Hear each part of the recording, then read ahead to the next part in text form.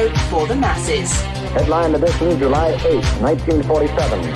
The Army Air Forces has announced that a flying disc has been found and is now in the possession of the Army. If the game is rigged, change the game. Game changer. I occasionally think how quickly our differences worldwide would vanish if we were facing an alien threat from outside this world. This is Fade to Black with your host, Jimmy Church, on the Game Changer Radio Network and KGRA, the Global Radio Alliance. I need your help to get to the year 1985. You are listening to Fade to Black with Jimmy Church on the Game Changer Network.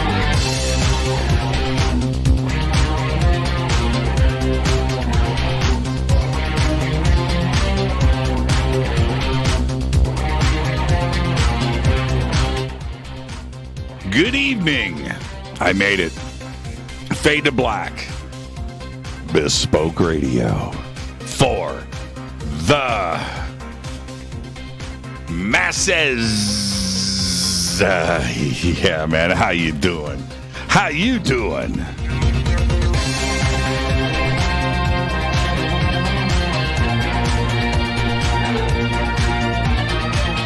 Today is Thursday, January 13th. 2022. We are live. 13 days into the new year. Only 352 days left.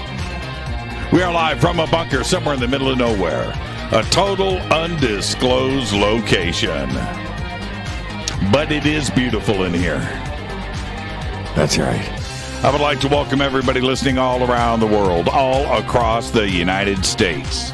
Hither and thither, to and fro, back and forth, up and down, east and west, north and south, far and near.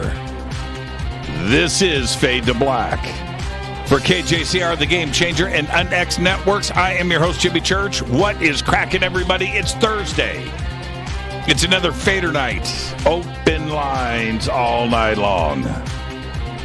That's right. The call-in number is 747-228-2051. It's your calls. It's your conversation. Whatever is on the table, whatever's on your mind. That's what we do on Thursday nights. Come and hang out with us. I just enjoy this night of the week. I do. And, all right, I've got to come clean. I've got to come clean about something. And I was just chatting with Lisa right before the show. And I said, Lisa, I've got to do the show tonight. I have got things to do. I have prep. I have stuff. I've got to go to work. And I'm addicted to Emily in Paris. That's it. I've got a problem, man. I've got a problem.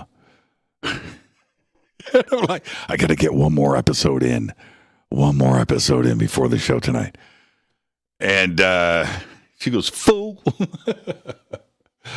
I don't know if she's listening right now. But, yeah, I took her advice, and I just stopped. Man. It's a good show. All right, follow me on Twitter, at JChurchRadio. I'm telling you right now, that happened. That's why I'm late. That's why I'm late tonight. Yeah. You couldn't tell I'm late. I started the show on time. Barely. It's like, man, I got to make coffee. I've lost all self-control. Emily in Paris. Follow me on Twitter at JChurchRadio. At JChurchRadio. The Sandbox is hashtag F2B. Come and hang out with us there. We don't bite. Hello to everybody listening, watching all around the world. How you guys doing?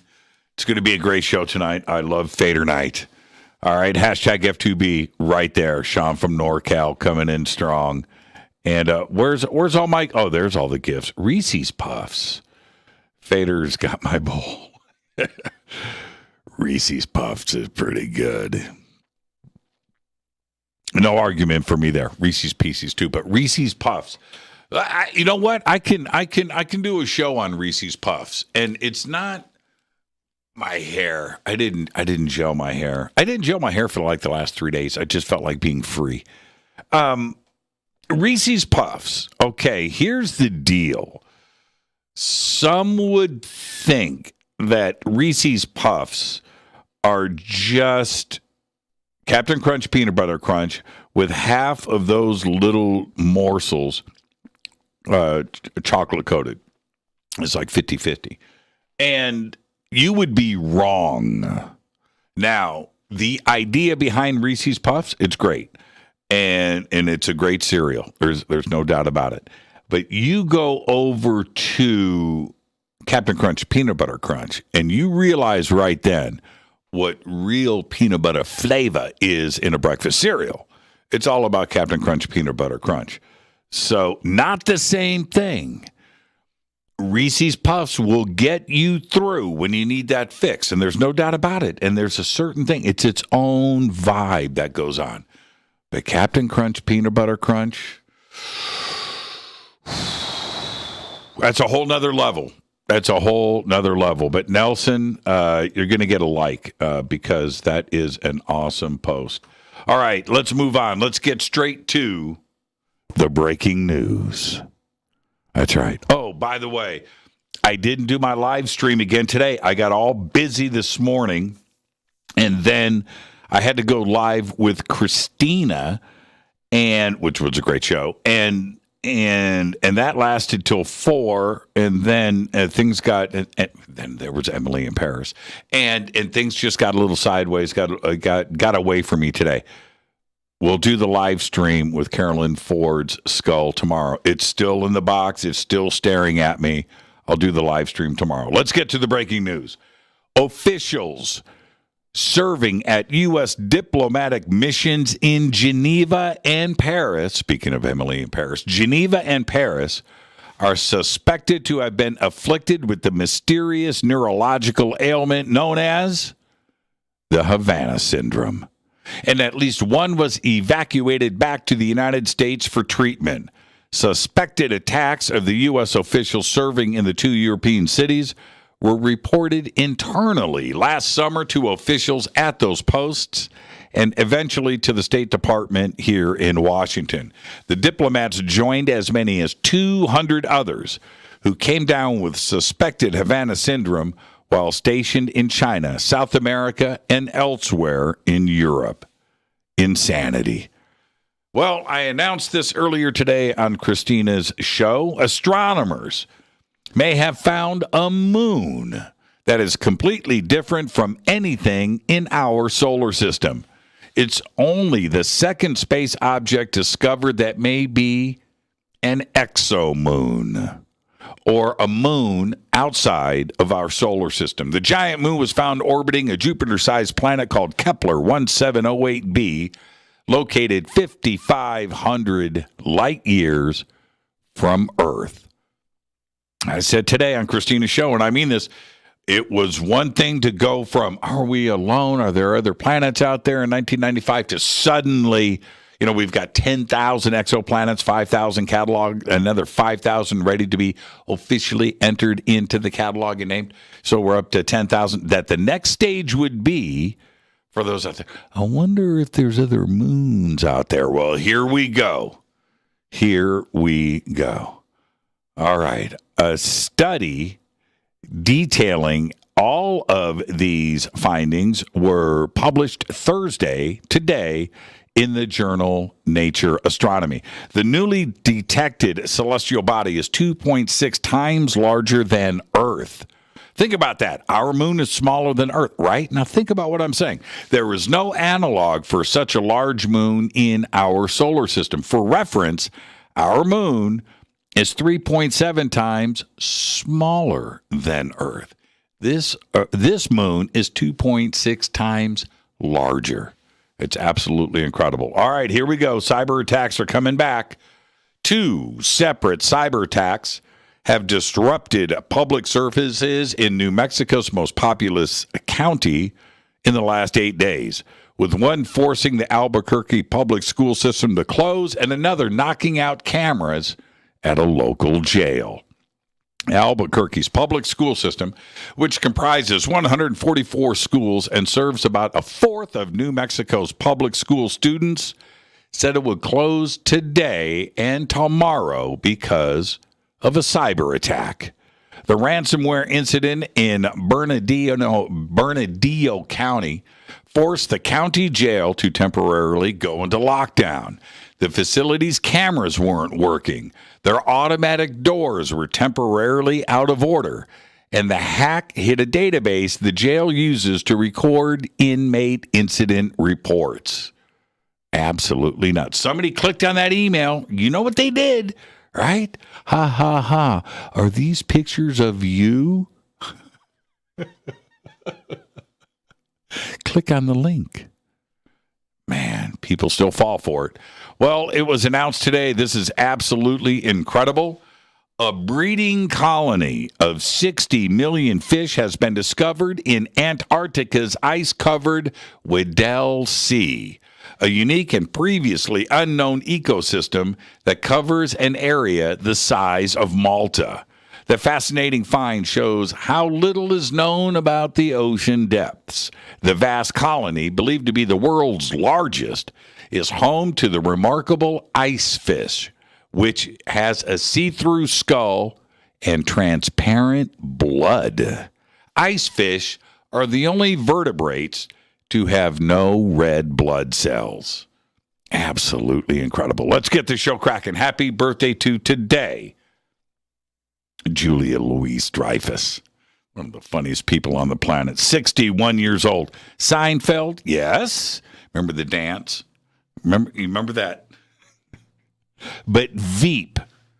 Liam Hemsworth today is 32. And you don't know who Liam is, but I'm going to tell you. His brother's name is Chris. And I got to tell you, man, that would suck if you had Chris Hemsworth for a brother.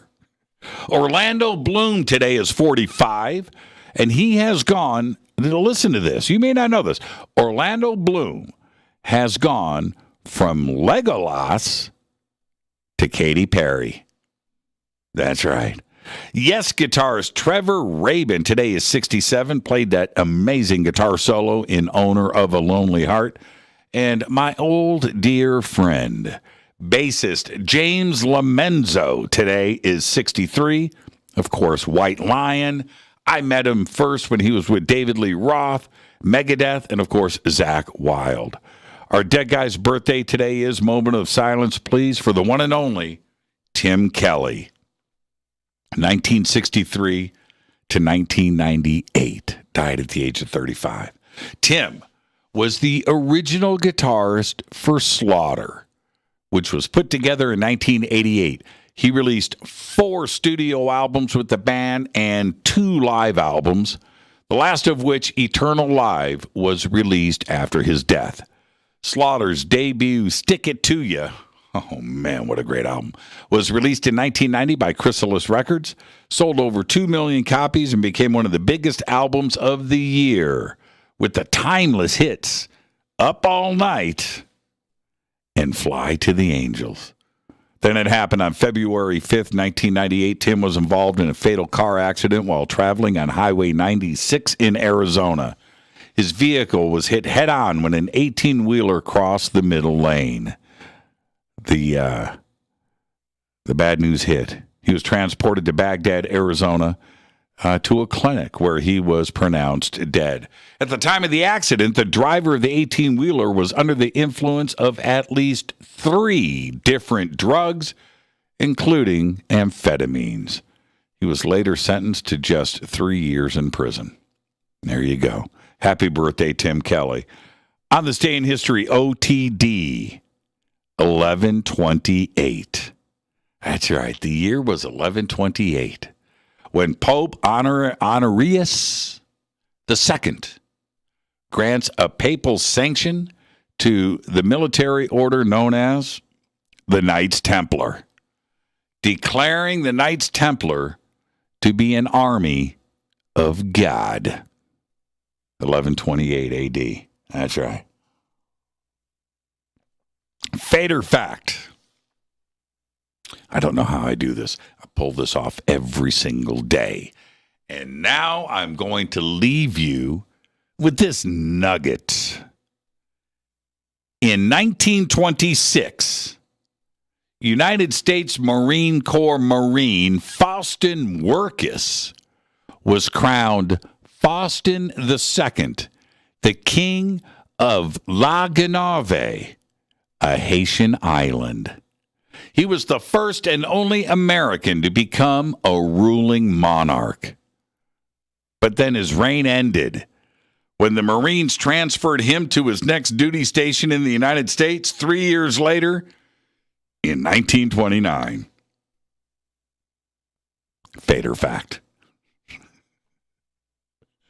Look it up. Look at. I know what you're thinking right now. I know what you're thinking. Thinking, Jimmy, no, that didn't happen. It did. Not even King Faustin II can stop the U.S. Marine Corps. Dude, you're in KP duty for the next 3 years. All right. Now it's time for me to hit this Rivermoon coffee, rivermoonwellness.com. Yeah. The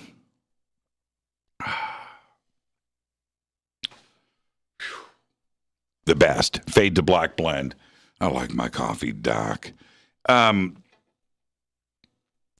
have a burr grinder. Not a coffee grinder. Well, it's a coffee grinder, but not the coffee grinder, like you might have.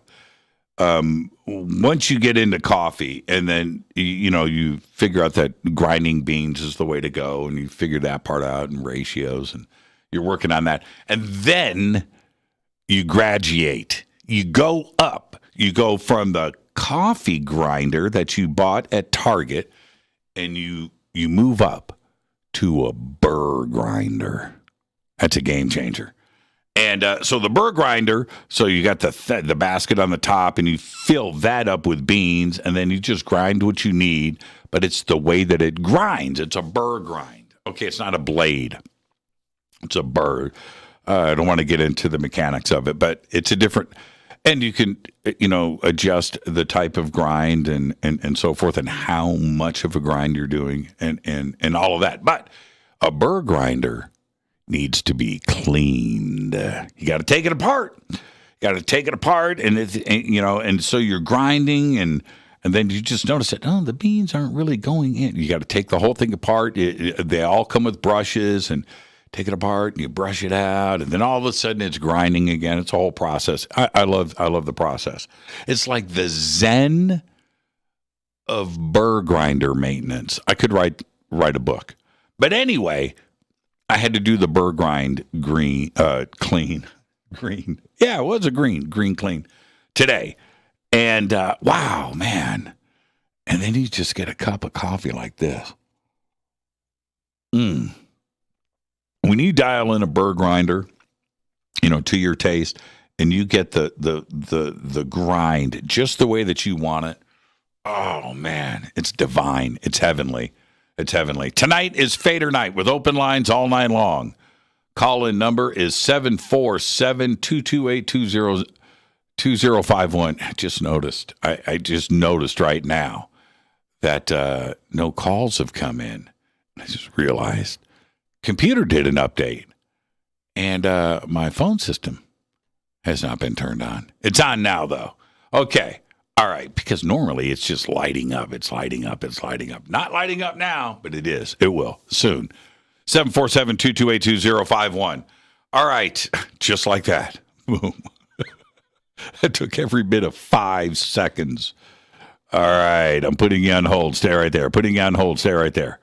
Putting you on hold. I'm putting you on hold. Oh, my goodness gracious. I got stuff to say. I'm putting you on hold. Stay right there. Okay, all right, I get it. Okay, all right. I'm putting you on hold. Stay right there. Don't. And for those of you out there that are hearing this and listening to it live, you can now go, yep, that was me. Yep, that was me. Yeah, that one was me. I heard it. That one was me. Putting you on hold, too. And there you go. All right, that's it.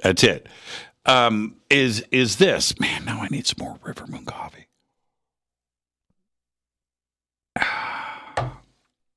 The times, they are a-changin'.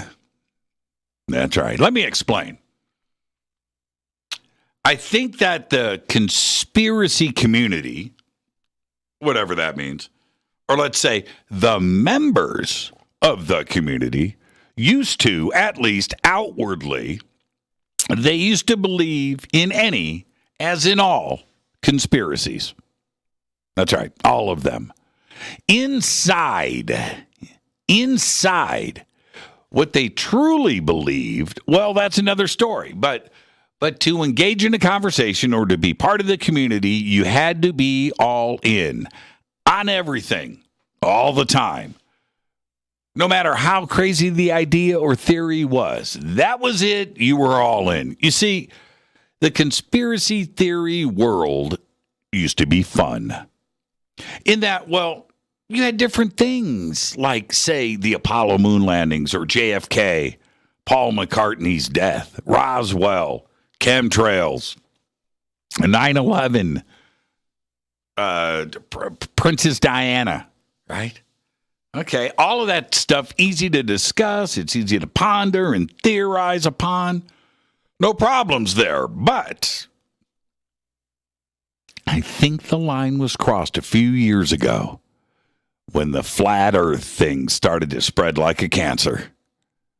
I'll get back to that in just a bit, but in the years leading up to the flat earth, anytime I would go against the grain of different conspiracies, I would get the email, right? I'd get attacked online in different forms that I wasn't a true conspiracy theorist. I shouldn't be in the club. I shouldn't be labeled as the king of conspiracy because I didn't believe in that, whatever, blah, blah, blah, right? That I didn't believe it was real or that it didn't actually happen. And I would read these things and I think to myself, seriously, I'm not allowed to have my own opinion on whether or not mermaids secretly run the Vatican, right? I mean, all I did was show a little doubt. But man, you're just supposed to believe, right? And trust me, mermaids are real. Maybe real. But even I have to draw the line at some point. But yeah, that's the conspiracy community for you. That's what goes on. Anyway, it's time to circle back to the flat earth. Even for the most die-hard conspiracy theorist, the earth is flat. That thing is where stuff started to shift. I mean, conspiracy theory is so much fun to debate, both sides. It doesn't matter which side you stand on. It doesn't matter. It's just fun to go at it. You know, the spirit of conversation. Being a flat earth denier in this world suddenly became okay, which was pretty much an absolute first for the CTC, or the conspiracy theorist community. That's right. Our earth is flat was just too much. It was too much. It was too much for most to get on board with. And it opened the door for any conspiracy theorist to deny something. Suddenly, not all, but just the stuff that didn't resonate with you. So I'll leave you with this. The latest, freshest conspiracy theory just waiting to take over the world. Birds are not real. That's right. Stay with me. The birds aren't real conspiracy is a movement developed by Peter McIndoe, which started spreading the idea back in 2017. Until a December 2020 interview, 2021, in the New York Times, McIndoe decided in character, right, stayed right there, as a true believer, insisting in media interviews and online that birds aren't real, but rather they are surveillance drones made by the United States government. Birds Aren't Real has a staff. It has organized real-life protest. It bought real-life billboards, and it emblazoned vans with their claims. The goal, says Peter, is to parody the misinformation that Gen Z finds itself stewing in. The experiment revealed that conspiracies can sometimes grow by credulity. But local media, ended up reporting that birds aren't real is real. That's what they started doing. And young people really believed, and they didn't understand that it was an elaborate joke. So right now, there are people walking around thinking that birds aren't real. Seriously, I'm not making this up. The good news is that the robot government drones actually eat my bird food that I put out every single day. It's truly amazing technology. It's so advanced that the bird drones are programmed so they don't fly off the edge of the flat earth. Ask anyone. It's true. This is next level stuff on every level. I'm your host, Jimmy Church. This is Fade to Black. Tonight is Fadernight. Open lines all night long. 747-228-2051. Your calls, your conversation, uncensored, unfiltered. That's right. That's what we do here. I can't wait. This is the best night of the week. 747-228-2051. It's Fade to Black on the Game Changer and UnX Networks. I'm your host, Jimmy Church. I'll be right back after this short break with your phone calls. Stay with me. Birds aren't real.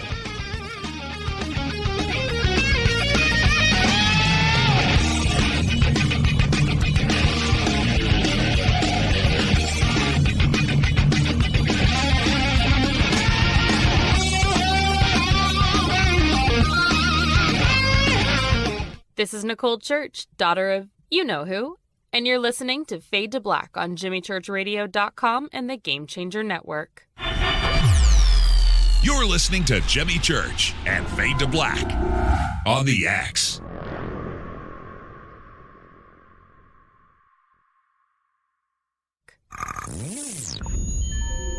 You're listening to Jimmy Church, Fade to Black. Fade to Black will now pause for alien identification. The station that talks the net. Introducing the Game Changer blend from Rivermoon Coffee that delivers a customized blend made specifically for the Fadernauts. If the game is rigged, change the game. It's a bolder cup with some bite. Game Changer is the coffee of choice for those that prefer an organic dark roast that is slightly lighter and milder, but it's still dark. With wild notes of pecans and chocolate with a rich, balanced, full-bodied cup that is roasted to perfection for a great coffee to start your day, as an after-dinner coffee or anywhere in between. Artisan, small batch roasted to perfection. USDA certified organic, all Rivermoon coffee is freshly roasted and packaged in the USA. Just go to rivermooncoffee.com or click on the banners over on our site and use the promo code F2B Blend for 15% off of your order today. rivermooncoffee.com. This is the only way forward. This is Fade to Black. Make contact. This is Jimmy Church of Fade to Black, and you can get our podcast for just $2 per month. All you have to do is click on the podcast banner over at jimmychurchradio.com.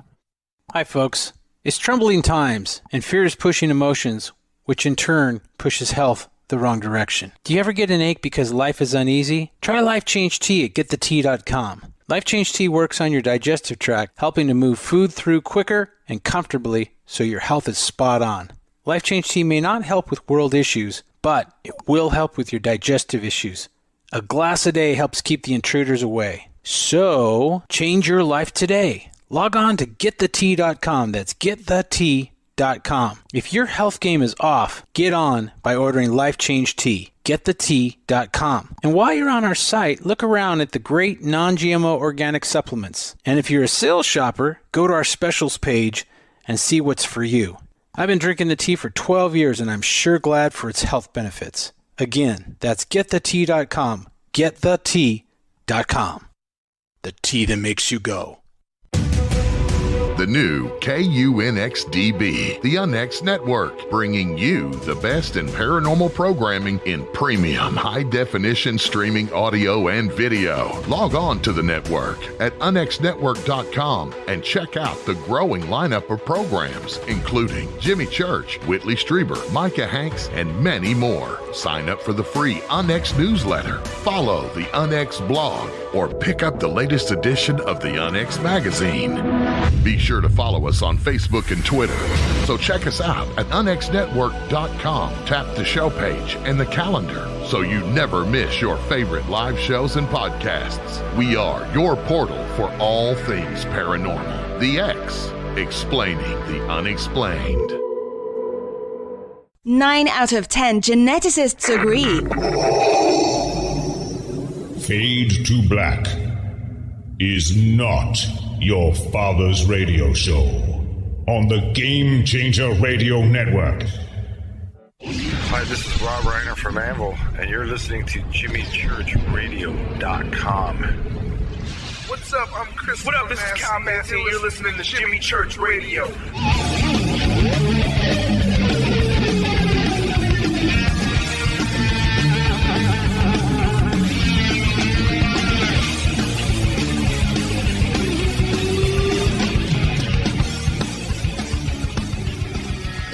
All right, welcome back. Fade to Black. I am your host, Jimmy Church. Thursday night, Fadernight Open-Lines all night long.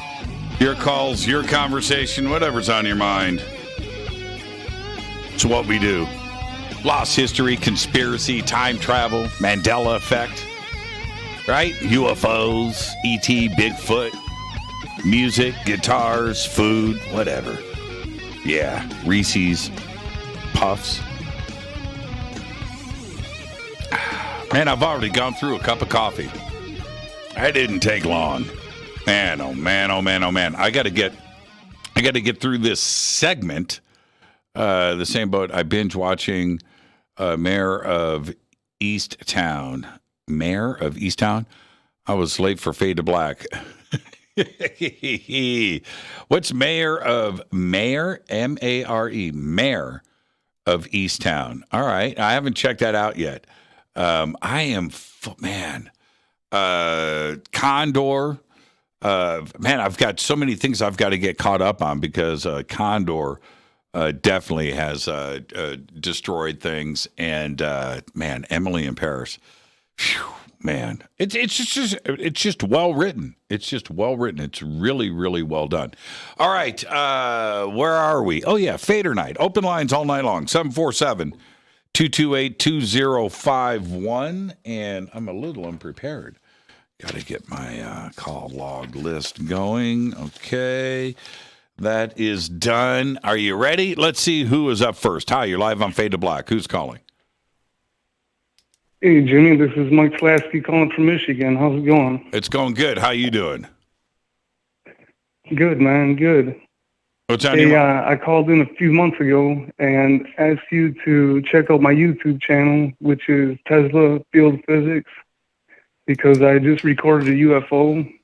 You checked it out, and so the next caller that called in, she was like, she reported a UFO sighting in like Wisconsin or Indiana. Are you following that? Okay. Remember that? You look at the camera and you get the big thumbs up. I do remember it. So what's going on? Did you film something else? Yeah, man, you're gonna have to go back to my website and check out a couple more videos. They're not real great quality, but the thing that I'm calling for tonight and wanted to share with your audience, if you don't mind. Okay, that always makes that always makes me nervous. All right, so well, the last time I called in, man, they Chris Bledsoe'd me and dropped my call. So just to let you know. Okay. What I got on my website, and I just loaded this up a few hours ago, is what I call the MT drive. And what this is, it's a magnetic propulsion system that uses magnetism and dielectricity that is present everywhere, called the ether. Okay, you're dropping out. You're dropping out, Mark. Mike. Mike. Oh, it's Mike. I'm sorry, Mike. You're dropping out. Okay, so you said it was an MT propulsion system. The MT drive. It stands for my initials, Mike Tulaski. Okay. And this is Tesla Field Physics. TESLA FIELD PHYSICS. Okay. And I'd like you to check out my videos. Jimmy, I got pyramids that they're 3 foot high. They're made out of concrete, and they tear holes in the sky. Wow! Because of its dielectric properties. But my wheel is the video that I just uploaded, and I'm giving this technology away freely. Anyone that wants to duplicate or try to replicate it's dangerous because it's okay, you're dropping out. Magnets, and magnets are really dangerous. So okay. I'd like everybody to check this out. Okay, what was the? What it does. Okay, here's your chance, really quick. Yes, what was the name of your YouTube channel? Tesla, like Nikola Tesla. Field. FIELD. Physics. PHYSICS. Okay. Tesla Field Physics. Okay. So it'll check out my wheel. Okay, I'll check it out. You're dropping out, Mike. Yeah, you're dropping out. So it's Tesla Field Physics, and I'll ask the Fadernauts and the hashtag F2B pop that up so I can go check it out. All right, and Mike, This is the future. This is the future of propulsion, Jimmy. Okay, and it uses magnetism and dielectricity. If anybody comes on your show and is talking about gravity, they don't know the words dielectricity. They're missing the whole boat. If they're still talking about electrons, if they're still talking about protons, quarks, gloops, unicorns, leprechauns, they don't know. They don't have a clue. Okay. All right. Fair enough. I will look for it, and I will go check it out, Mike. All right? I appreciate it very much. Thanks, Jimmy. Thanks for your time. Yeah, thank you, Mike. And behave and be well. Somebody popped that up in Twitter for me, so I can go and check that out, and I'll ask all of you Fadernauts to do the same thing. Check it out. Let me know. All right? All right. Yeah, check it out, and I will look for it, Mike, here on Twitter. Okay? Let's go back to the phones. Hi, you're live on Fade to Black. Who's calling? Jimmy Church, you're awesome, California. Happy New Year. Hey, listen, it's Ron from Chicago. Happy New Year. Happy New Year. I want to touch base with you. In 2012, I called you several times on your program in regards to what I sing. Here's what you're going to do. Can you or can you not help me? Is there a projection that we can actually put a telegram in ear, and we can make a picture of it? In other words, let's say an actual picture in midair from a hologram. Because I did my own, I'm an engineer. Okay, I do work for the government, and I don't want to specifically say what I do, but I've been with the government for the last 33 years. And secondly, I wanted to say to you is that with what we're seeing with the UFOs and what have you, or ETs, or what have you ever heard that we have a live ET in anywhere that we have as far as a crash or what have you? Do we have any ETs among us that United States or NASA, what have you? Is there any way that we have actual proof that there is ETs out there? I don't know. What do you think? I think there is. Absolutely. I agree, because I think look at what we have from the 1960s to the year 2022. Right. Look at what we have as far as speed. I mean, as far as the jets and what have you. I mean, I think what we're seeing right now is extraordinary, Jim. And I saw you on a program, and you looked at a mountain wherever you were at, and you thought there was a cave that could aircrafts were going into this cave. I don't know. Actually, I wasn't there, but I saw it online. But my thing is that there's so many people around the world, not just here in the United States, but there's so many people around the world that are actually seeing, and actually in Mexico, that are seeing crafts that are in air and can't describe what it is, but they're in our airspace. And quite frankly, what I'd seen in the year 2012, and I did express to you once, and let me bring it up again, and not real long and short. I saw a hologram, and I saw what I seen was you had several people that claimed that they saw actually human-like people when they were in their crafts or what have you, Travis Walton. You had another gentleman on your program that mentioned that he saw something that's similar to you and I, human. But what I saw was a hologram, realistically, of a woman, not with makeup, not, just looking at me and actually smiling at me. And I didn't want to take my eyes off her. And, I was smiling and I waved to her. And it almost was to the point where she wanted to come towards me. And I saw it flash off. And then I saw the object as shiny as a quarter, and it was gone. So the question that I wanted to do, and the reason why I'm calling you again, is to ask you, and not to be strange or weird, and I'm not. I don't drink, I don't smoke, and I do work for the government. I don't want to tell you exactly what I do, but here's what I wanted to say to you, is when do you think the government, and especially with Biden administration, with NASA, when do you really think they're going to open up the book and finally say there's life on other civilization, or even on this earth, or maybe wherever it is, but we have something that's going on? If I had the answer to that, I would tell you. I would tell you. I don't have the answer to that.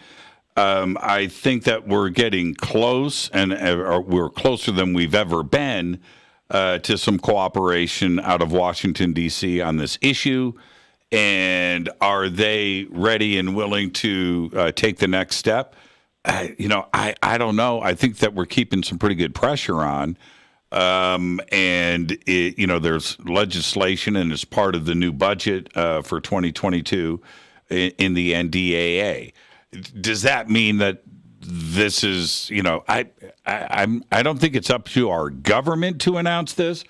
I think if the government says anything, it's because something happens in front of that is out of their control. And whether that's a mass sighting or ET reveals himself or whatever, I don't know what that, there's going to be a big WikiLeaks document dump. I don't know, but we're close. We're closer than ever before. I just don't know when that's going to be. I really don't. Ron, I don't have an answer. I wish I did. Well, I do want to say before I let you go at the end of the day, how awesome you are for those who, especially myself, has seen something that I can't quite explain. I've gone to the Art Institute. I paid artists, literally sit down and draw things that I did see. And I've talked to very close friends of actually what I've seen.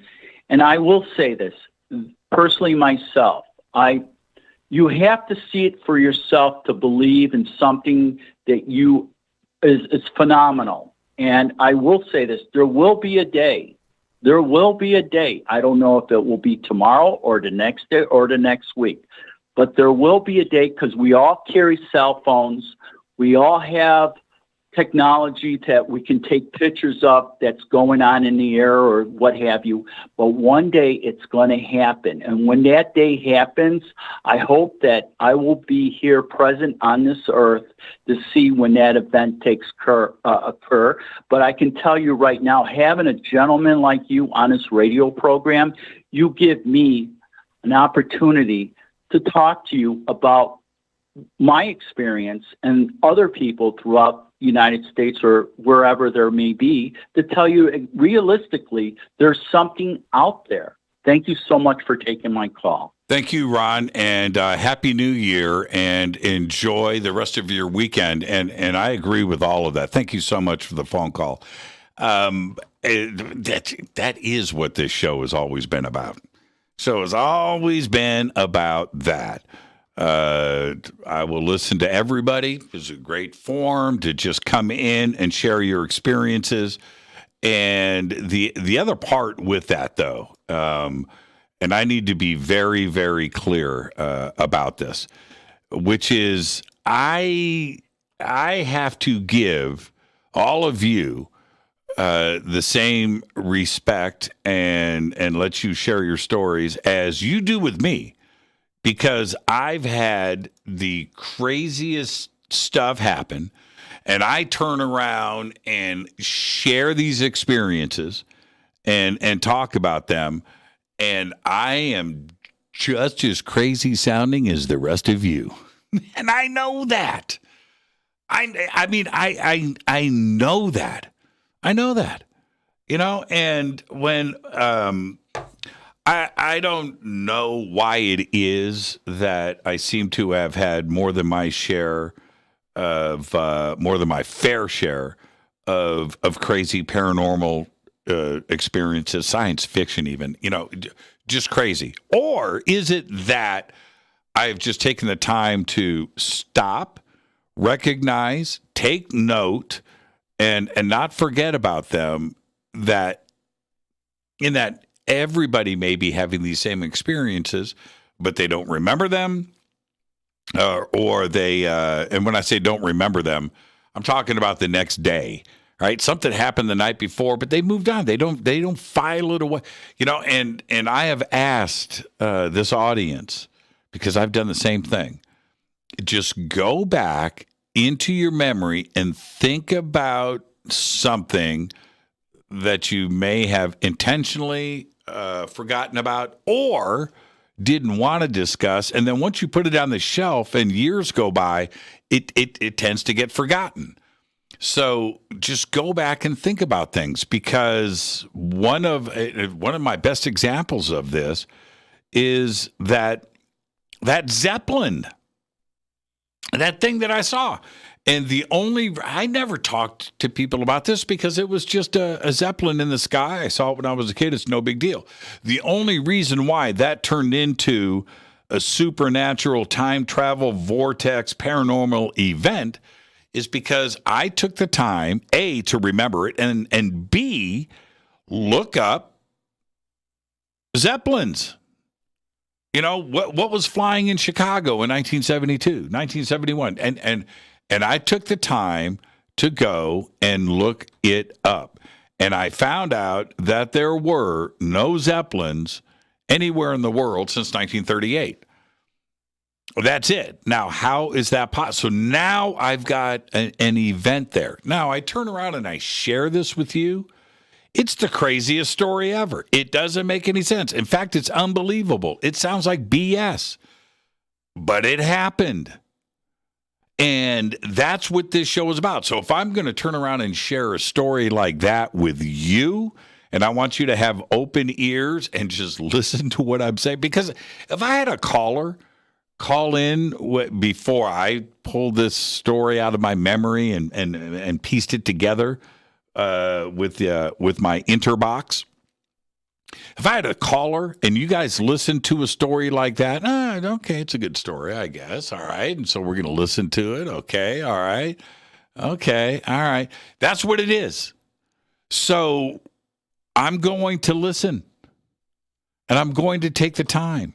And that's why this platform is available to all of you. Share your experiences. The other day, I posted up on Twitter, I said, I brought up the Mandela effect. And I said, hey, who's had Mandela effect experiences? And I posted that up. And I have it right here. And what did I ended up getting, let me scroll down here. Where is that post? That post disappear? What? What? Where'd it go? Where did my... here it is, right here. Okay, so I got 56 replies to this. And I was going to go through some of these tonight with you. And I will look through all of this. This is... Yeah, this is, the Shazam video. That is in here too as well. Okay, so, yeah, right?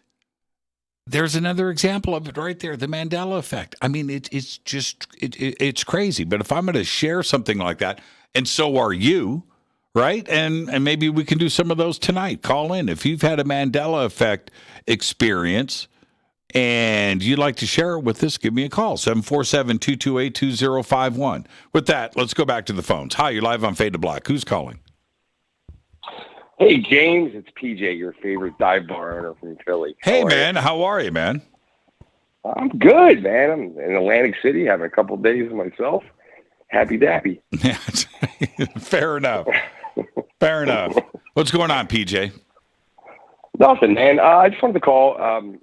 I was listening to some of Elizondo's interviews over the past couple of days, and he keeps talking about, in several interviews, about, about 37,000 years ago, and he's giving that date out, that something changed in the human mind or its capacity or consciousness. And that has me thinking, where they keep bringing up the whole fact that, maybe we might have been altered, right? Mm-hmm. So if that's the case, maybe they are gods with little g's, right? But I think, like, recently in the last week, NASA with the theologians that they hired, there's nothing more dangerous to humankind than people losing a sense of purpose. And if that is the case, then I don't think they'll ever disclose it. Yeah. Let me tell you why I agree with that, PJ. Is I remember when I first mentioned this on the air. Well, I don't remember exactly when, but it was probably 7 or 8 years ago. When I said this, and this was relayed to me by a sort of family member, not a family member of mine and things. But this comment was said out loud, and I never really forgot it.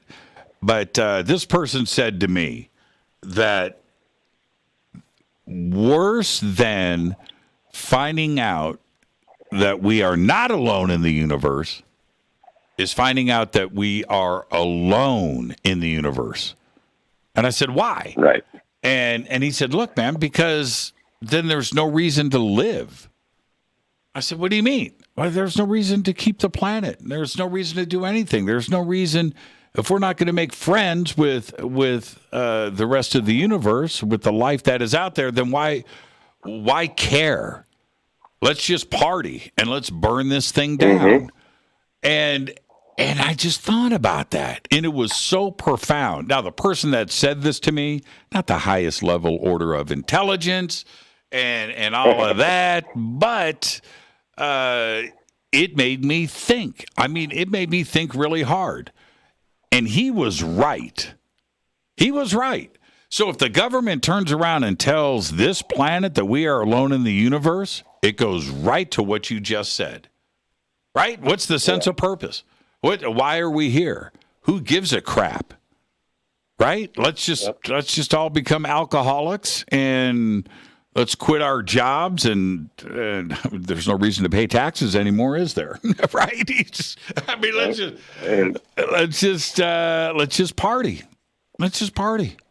That's it. It's a scary concept. It's a scary concept. Not being top of the food chain too. That's what we're used to. We're used to being top of the food chain. It would be just frightening if they announced that. Just to think that what a lonely existence that we are it. Holy crap. Yeah. I mean, that is just daunting. I mean, talk about philosophical, right? Does that just change everything? That would. Telling us that ET is visiting here, does that change everything? Absolutely it does.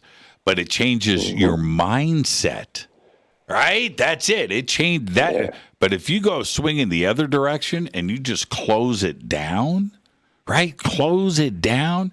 Close down hope. Close down the future. Yeah. Woofa. No doubt. Oh, man. No doubt. Oh, man. So, I think the theologian aspect, though, with NASA is kind of telltale that they might be. They know something. Something's coming out. Yeah. They know something. It probably has something to do with the James Webb thing. I'm thinking. I'm not sure, but there's something coming down the pike, or they're trying to handle something. You know what I mean? I don't know. Yep. Well, regardless, fun times. Well, yeah, totally fun times. But here's the thing, PJ. If suspecting that our government knows something, well, that's a pretty safe bet, right? Okay. But our government and the intelligence apparatus that is here is all new stuff. That's 1945, 46, 47. That's all new. Satellites are new. All of the technology. If there's anybody sitting on a saucer full of secrets, it's the Vatican. Right? They've known about this for thousands of years. And that stuff is sitting in their vaults. And I truly believe that. And remember, all of the accounts of history, it is certainly through the Dark Ages, right? That went on for 600-700 years when Rome fell, right? The only people writing down history were the monks. Right? Were the religious orders. And so they were the only ones that were literate. Yeah, they were the only ones that knew how to take pen to paper. And I'm not kidding about that. So who's sitting on the real history? Right? Well, that would be the Vatican. And I'm not reaching here. I'm not reaching at all. No, you're not. It's all fact. What's your thought on the consciousness thing, where they keep bringing this up too, that it's all linked to consciousness, or there's an aspect to it. For example, that they're saying that how they're appearing is changing, right? Mm-hmm. Yeah. The TR3Bs, that triangle, and then now we're looking at the Tic Tacs, and right. That blows my mind. I can't wrap my head around the purpose of it. Number one, or number two, the reasoning behind why they would want to keep changing it. It doesn't make any sense to me. Well, as soon as you hear chatter, especially from official government channels, about the consciousness aspect and the contact through consciousness and all of that, just says one thing, man. You don't have to read between the lines. They know something. That's all that says. That's all that there's no other way to look at it. And yeah, so when I always go back to, and I've got to head to a break. I've just blew past it, PJ. Thank you. That's your fault. You owe me a Guinness. Okay, you owe me a Guinness. Still there. It is warm or cold. Is when Tom DeLonge said on this program that there are elements inside of the Department of Defense that are looking at the religious aspect to this. And you need to be careful with who you're consciously making contact with when you're looking at these crafts. Now, that statement right there, just in of itself, raises an eyebrow. So think about that. I got to head to a break. You go have a shot of Jaeger, okay? And I'll talk to you later, PJ. Will do. Behave and be well. I will. That's a great phone call right there. Thank you, PJ. And I believe that's Dolan's Bar, right? It's Dolan's Bar. This is Fade to Black. I am your host, Jimmy Church. It's Thursday night. It is Fader Night. 747-228-2051. 747-228-2051. I'll be right back after this short break. Yeah.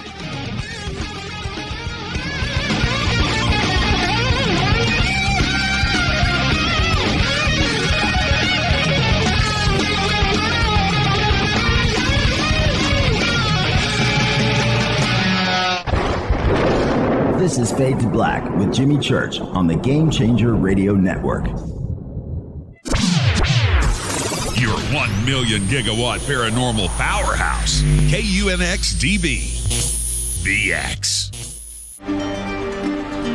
This is Billy Carson with ForbiddenKnowledge.tv. Forbidden Knowledge TV has just reached its 1-year anniversary. That's right, 1 year. And as a show of appreciation, we are giving all new subscribers a free 30-day trial of forbiddenknowledge.tv. That's 30 days to binge watch thousands of movies, documentaries, conferences, workshops, lectures, yoga classes, meditation courses, and so much more. So log on to forbiddenknowledge.tv from your computer or mobile device, or get the Forbidden Knowledge TV app on Apple TV, Roku, Amazon, iTunes, or Google Play today, and use coupon code 30daysfree. That's coupon code 30daysfree on forbiddenknowledge.tv today. Because you never got that pony you always wanted. Damn it. Jimmy Church and Fade to Black on the Game Changer Network. Listen, I know, and you know, that you've always wanted your first crystal skull. Or maybe you're a collector just like me, but you just don't know where to go to find the real thing. Then I met Carolyn Ford over at EinsteinTheCrystalSkull.com. Carolyn is the guardian of Einstein, one of the most respected ancient crystal skulls in the world. All of her unique skulls have been imprinted sitting with Einstein in his sacred lodge and are carved from the finest gemstone and materials. Imprinting is the process of receiving the ancient wisdom from the master skull or master computer. Einstein, the ancient crystal skull. To see Carolyn's current collection of crystal skulls, just visit her store at EinsteinTheCrystalSkull.com or click on the banner over on our site. Don't forget to use the promo code Jimmy at checkout to receive 10% off of your order today. That's promo code Jimmy. Finding your first or next crystal skull is easy. Just visit EinsteinTheCrystalSkull.com. When you take the beans from Central America with dashes of Indonesian and African mixed in and then roast it to the dark side of Fade to Black, you create the ultimate brew of fringe. Introducing the Fade to Black blend from Rivermoon Coffee. Yes, Rivermoon's darkest customized roast was created for the love of Fade to Black. The alchemy of masterful roasting and smoking the beans is in every sip of this full-bodied, dark Java. I need my coffee dark, deep, with distinct bittersweet chocolate highlights, just like the bunker. Leaning further into the darkness of the roast is Fade to Black blend from Rivermoon Coffee. Just click on the banner at jimmychurchradio.com and use the promo code F2B Blend for 15% off of your order today. Hello, I'm Katie, and you're listening to my main man, Jimmy Church, on jimmychurchradio.com. Hi, this is Ray Hobbs here, repping the planet, and you're listening to my good friend, Jimmy Church, Fade to Black. This is Toby Kebbell. You're listening to jimmychurchradio.com. Don't hurt me, Jimmy. I'm only little. Hey, I'm Adrian Grenier. And this is Ari Gold. We're the Honey Brothers. Yes. We're of the Honey Brothers. Hey, I'm Adrian Grenier. And I'm Ari Gold. We're the Honey Brothers. And you're listening to Jimmy Church. The Revolution. This is Jimmy Church of Fade to Black, and you can become an official Fadernaut by just going to our membership section at jimmychurchradio.com. Hello, this is Serena Wright Taylor from Conscious Life Expo, and you're listening to Fade to Black with Jimmy Church, who holds the Lucky Pony record for the best astrological chart since 1963. True story. This is Micah Hanks of the Gralien Report, and you're listening to Jimmy Church on Fade to Black.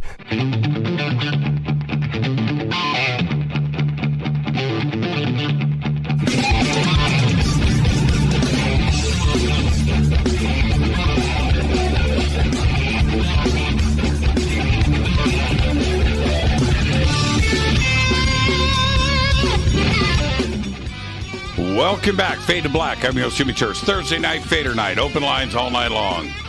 PJ just popped me with a Twinski. Man, that's weird. A bar sending me dosh. That's what I'm talking about. 747-228-2051. 747-228-2051. I asked, I was in the chat. Monica said she's on hold. I've got a zillion calls on hold. And I said, well, what's your area code? I'll put you to the front of the line. I'll break my own rules right now for you, Monica. She's nowhere to be found. And so there you go. Did we ever 666? Let's hope not. I don't have any 66. Is there an area code 666? That would be interesting. I've had phone calls, though, that have come in, blah, blah, blah, 666. And I've always tripped on that. Anyway, 747-228-2051, 747-228-2051. Let's go back to the phones. Hi, you're live on Fade to Black. Who's calling? Hi, Jimmy. It's Deb from Sacramento, and Happy New Year. Happy New Year. What's cracking? What's cracking? Boy, first of all, Ava, Skyhawk 88, his granddaughter, I guess, is a fan. And so, hello, Ava. She was looking at the chat room earlier, so we wanted to give her a shout-out, his 10-year-old granddaughter. What's cracking? Emily in Paris. You got me watching it, man. That's and a good show. Addicted. It's a good show. It's a good show. It's really good. Well, my biggest laugh was the end of the first episode when she went to plug in her device and all the power blew in the building. Yeah. Well, you know, see, the thing is, and I kind of said this to everybody, the title suggests fluff, right? You know, Barbie in Paris. No. There are some serious adult themes in there, but so there you go. You got to turn me down in the background, Deb. Okay, well, I've got you down in the background, I think. There we go. You can hear. Wow, okay, now you're all the way down. Can you hear anything? No, not now. It's loud. Okay, Good. so what's on your mind? What's on your mind? Right. Okay, what's on my mind? The Akashic Records are on my mind. Okay. First you and Ruben talked about them, and it got me to thinking about them that night, remembering I've seen my Akashic Records.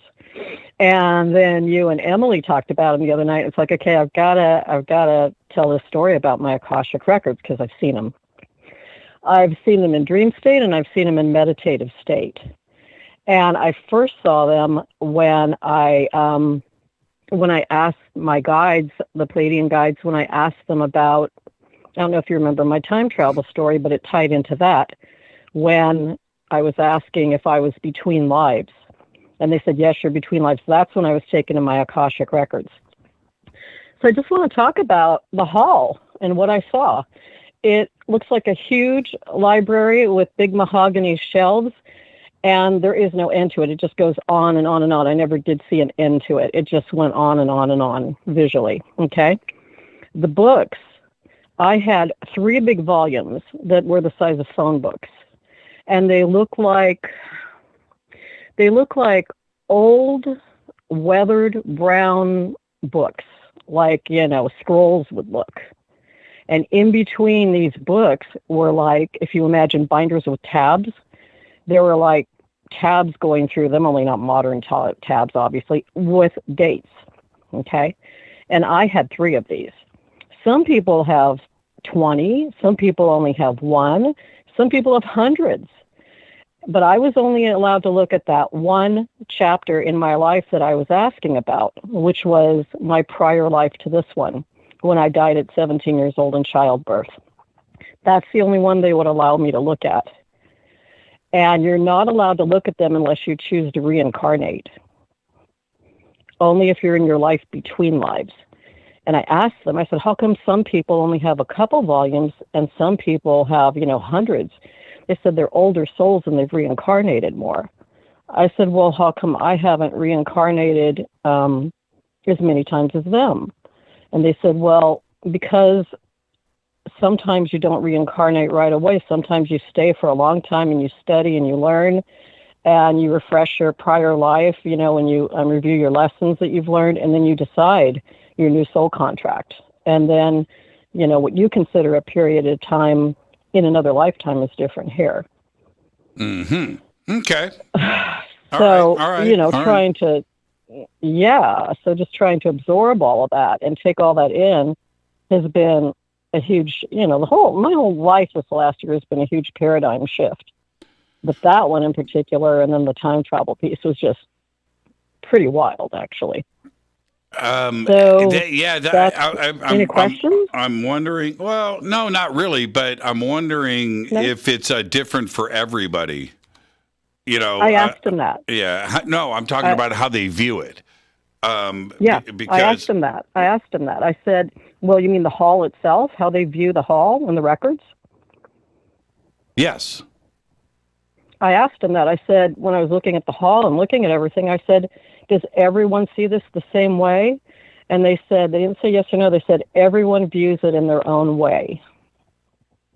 Okay. And I thought that was interesting. Yeah, your own perception. Yeah, certainly. Your own. Just like one day I'll find out. One day I'll find out. And I've got a couple of irons in the fire right now.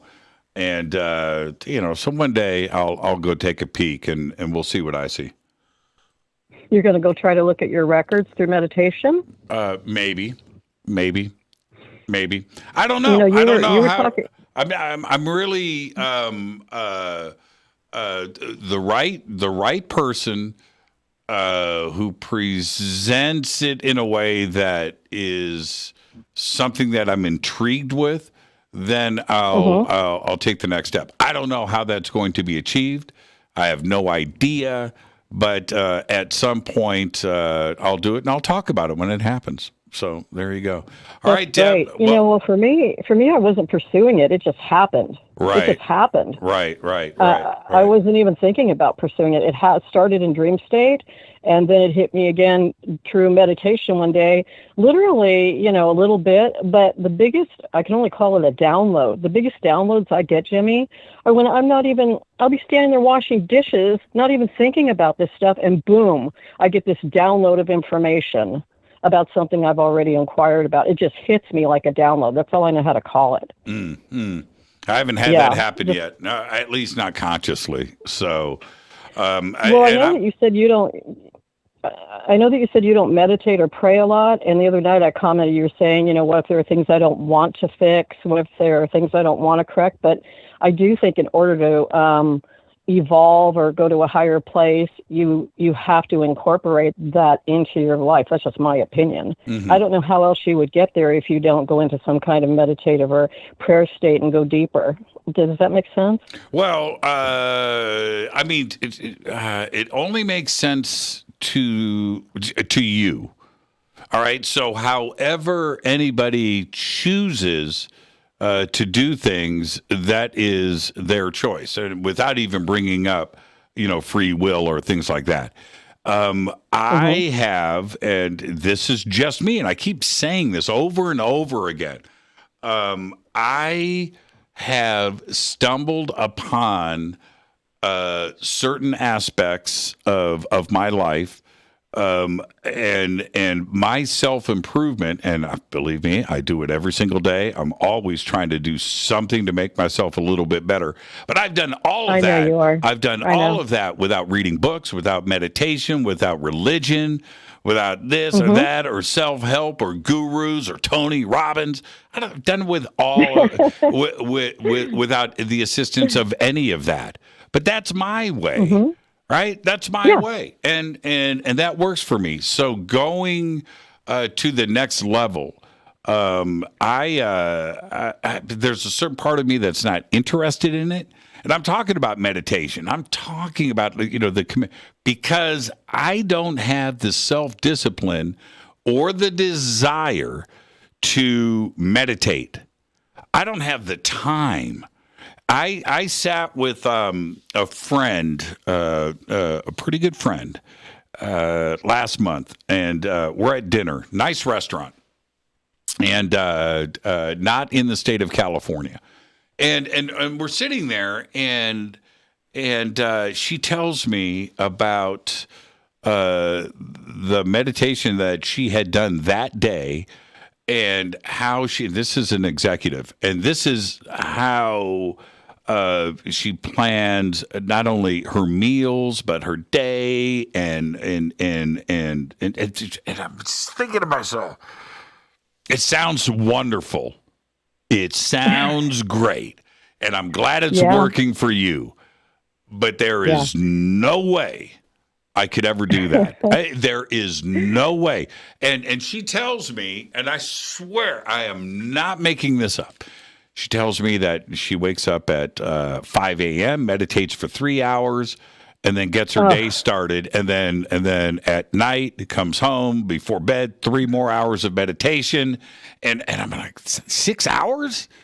6 hours? That's 6 hours that I don't get to watch science fiction or write or research or this or that. And I've got guitars I got to repair.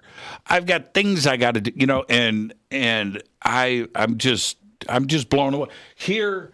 And I've got to get to these other calls, man. I've got literally 20 calls on hold. I'm holding up to the camera right now. Everybody that's on hold, blame it on Deb, okay? And stuff. She's been on with us now for 15 minutes. I'll take the blame. I'm holding up to the camera. This is a guitar peg winder. This winds the guitars and wind strings. Why? Because I don't have the time to turn those things with my hand.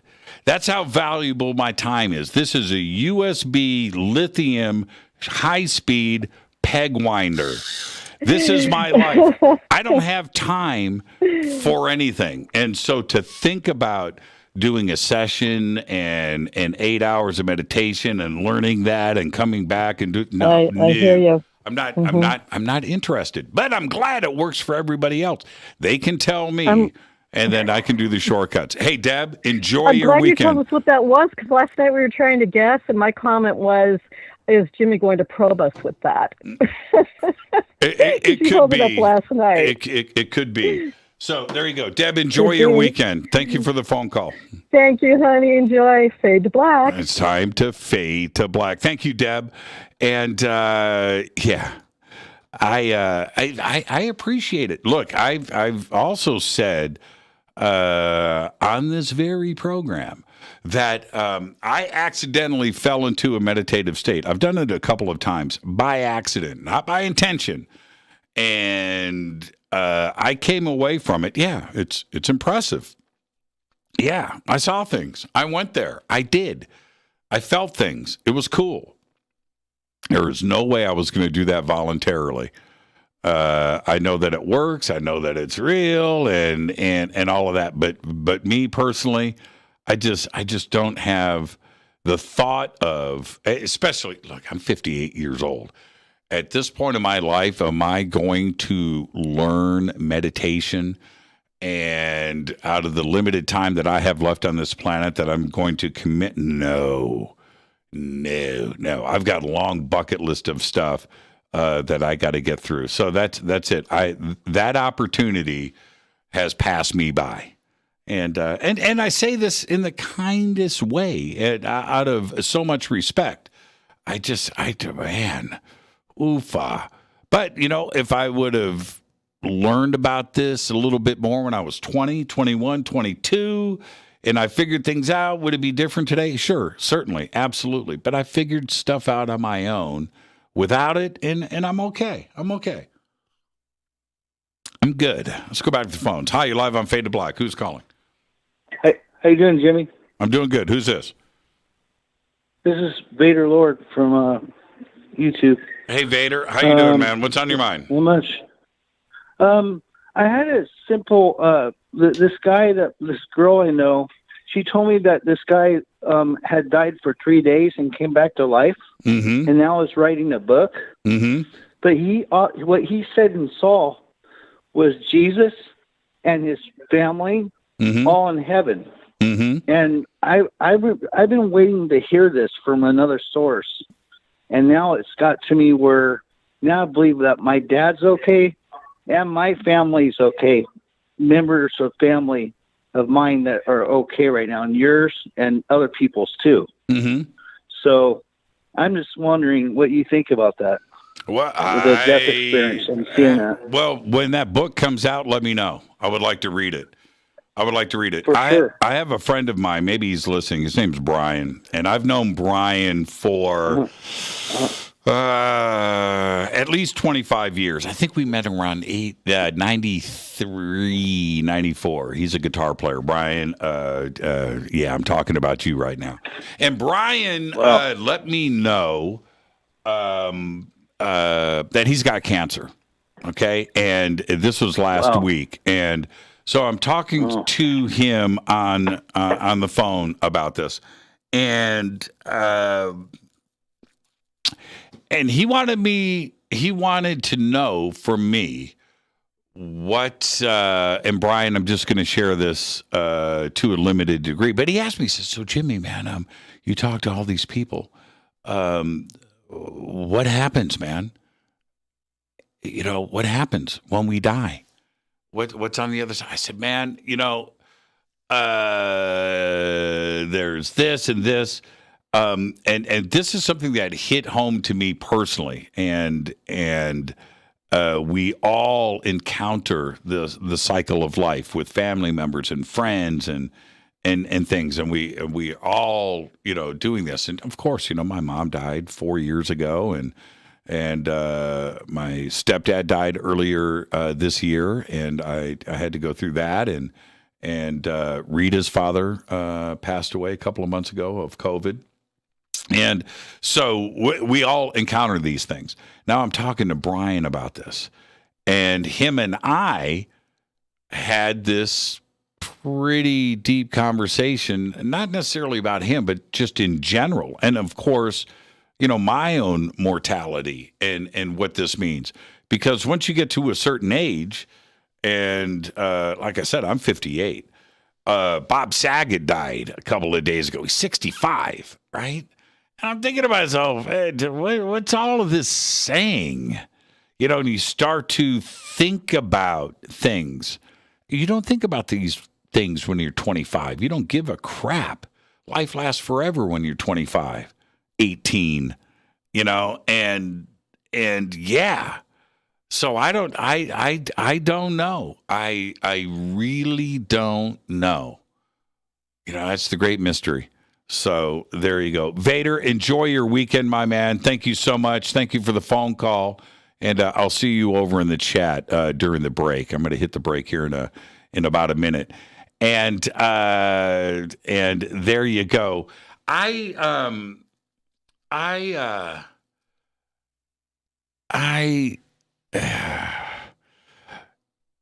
been forced into a point in my life that I didn't think I would ever get to. I just didn't. And so now I think about these things that I never really considered before. And it's not about legacy or how people are going to, I'm putting you on hold, say right there. You know, what people, whatever. And there will be a lot of, how do I say this?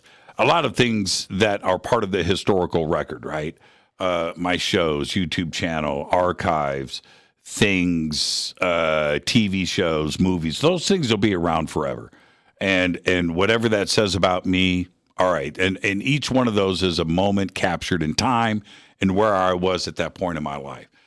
But that's not what I'm talking about. What I'm talking about is, what is it that I want to do personally?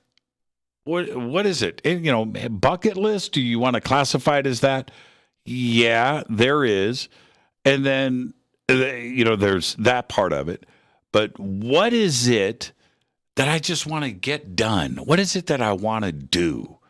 Well, there's certain things on this planet I want to see. You know, Egypt, Göbekli Tepe, Stonehenge, the Great Wall of China. Can I get that out of the way before I depart this planet? Certain things like that. But there's other things that I want to explore for me personally. And I want to try to find some things out and get answers to things. And that's the part where I'm like, man, what if, right? I get hit by a car tomorrow and I didn't do right. And I'm forced into these thoughts for the first time. And like in this last year. And that's why, for me, Bob Saget, like, hit home. 65. He's my age. And he posted on Twitter that night that he died. He posted, man, I'm in the middle of this tour. It's great, man. I love doing stand-up. This is awesome. Does he even know at that point? Does he know that that's his last tweet? Right? Does he know these things? That's crazy to me. And so I want to make sure that, like, this show tonight is the best show that I ever did, that I'm happy with myself. I want to make sure, did I get the things done today that I meant to get done? Right? Yes, I did. And I try to live every day like that. And it goes back to this old saying, right? Live every day like it's your last one. Yes! 100%. You just never know. You just never know. And now I find myself, and there are some younger people listening to me right now. You might be in your 20s or your 30s where this kind of conversation doesn't interest you. And I get that. But there are others right now listening to me where this conversation is exactly what they thought about today, too. So you're not alone. I am thinking about those things. I really, really am. Am I going to see my mom on the other side? I don't know. It'd be cool if that happened. What is it that is, and for Brian, who I just had a very deep conversation with this week, I don't have these answers, and neither does Brian. And he's forced into thinking about this stuff. So much so that we talked on the phone. He was in the hospital. Getting this crazy diagnosis. And I'm talking to him about this. It was crazy. So I hang up the phone. As a matter of fact, I've got to head to a break. The phone call ended because a nurse came in and said, we've got some more tests we got to run. And he's like, Church, I got to go. And wow. So I hang up the phone, and I've got to continue these thoughts, and I've got to continue the conversation. And Brian, I love you, brother. Man, I've known you for a long time. And he said, don't mention anything on the show until I get home. And he's home now. So my daughters can listen. I said, all right. So, Brian, I'll let you know tomorrow. Maybe you're listening now that I talked about you tonight. I love you, brother. And you're going to beat this thing. All right. I truly believe it's a feeling that I have. Let's take a break. Let's get that in right here. This is Fade to Black. I'm your host, Jimmy Church. It's Thursday night. It is Fader night with open lines all night long. Now, coming back after the break, I'm just going to let the chat room know. I think I've got Monica in the queue. I'll be right back. Stay with us.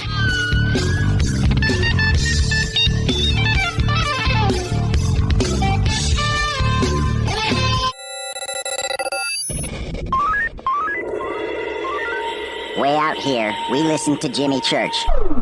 You're listening to Fade to Black. You're listening to Jimmy Church and Fade to Black on the X. ¿Qué tal, mis amigos? Yo soy Mario Carson, el tiburón, y los invito para que escuchen a mi buen amigo Jimmy Church Radio. ¡Claro que sí! This is Jimmy Church, and I personally invite you to the 2022 Conscious Life Expo this February 4th through the 7th, live at the LAX Hilton in Los Angeles, California. This year, we have the most exciting speakers, including Whitley Strieber, Adam Apollo, Billy Carson, Daryl Anka and Bashar, William Henry, Caroline Corey, Susan Slaughter, Daniel Brinkley, JJ and Desiree Hertog, Sarah Breskman Cosme, George Norrie, Gail Thackeray, and many, many more. I will be hosting all weekend long, including the keynote Ancient Secrets panel on Friday night, 5 vendor and exhibit halls, 3 floors of speakers, panels, and celebration. This is the biggest event of the year, and early bird passes are available now. Just go to ConsciousLifeExpo.com for the schedule, speakers, and information. That's ConsciousLifeExpo.com. Do you want to be an official Fadernaut? Of course you do. This is Jimmy Church of Fade to Black. Just go to our membership section at jimmychurchradio.com. Fadernauts. When you think about the future of our country and where we're headed, do you wonder about the food supply? I do. Disruptions in the food supply chain could be disastrous, and they usually occur with little warning. That's why the smartest thing you can do today is to stockpile emergency food, water, and other essentials. I personally recommend My Patriot Supply. They're the nation's largest emergency preparedness company, serving millions of customers for more than a decade. In fact, they're the only source my family trusts for our preparedness plan. You should too. Right now, save 20% off a full 4-week supply of delicious meals that provide 2,000 calories a day. Saving 20% helps too, doesn't it? Especially now. So go to preparewithjimmy.com and get ready. That's preparewithjimmy.com. There's no time to lose. Do it now. So, you love talk radio? Then you'll love TalkStreamLive.com. TalkStream Live is always on, 24/7, with the best streaming talk shows. Find your favorite talkers and discover some new ones. It's free, readily available online or on mobile with any smartphone or tablet. Finding your favorite talk shows all in one place has gotten a whole lot easier. Just go to TalkStreamLive.com. Be sure to download the free apps from Google Play or the iTunes App Store. You listen to us, and we listen to you. And so does the CIA. KGRARadio.com. You are listening to Fade to Black with Jimmy Church on the Game Changer Network. Oi, oi, I'm Reese Evans. You're listening to Jimmy Church. This is Revolution. The revolution will not be televised. The revolution is on radio. Ciao.